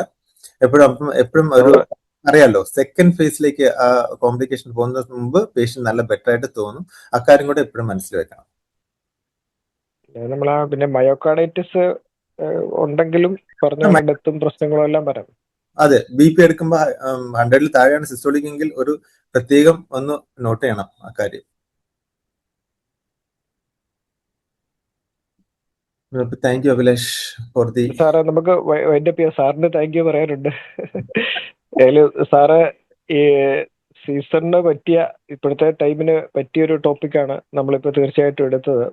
കുറച്ച് ദിവസങ്ങളായിട്ട് എടുത്തുകൊണ്ടിരിക്കുന്നത്. അപ്പം ഈ ടോപ്പിക്കിന് വേണ്ടി പ്രിപ്പയർ ചെയ്ത് സാറിൻ്റെ ഇത്രയും വർഷത്തെ എക്സ്പീരിയൻസ് വെച്ചുള്ള പ്രാക്ടിക്കൽ പോയിന്റ്സ് കാര്യങ്ങളെല്ലാം എല്ലാവർക്കും ഷെയർ ചെയ്തു.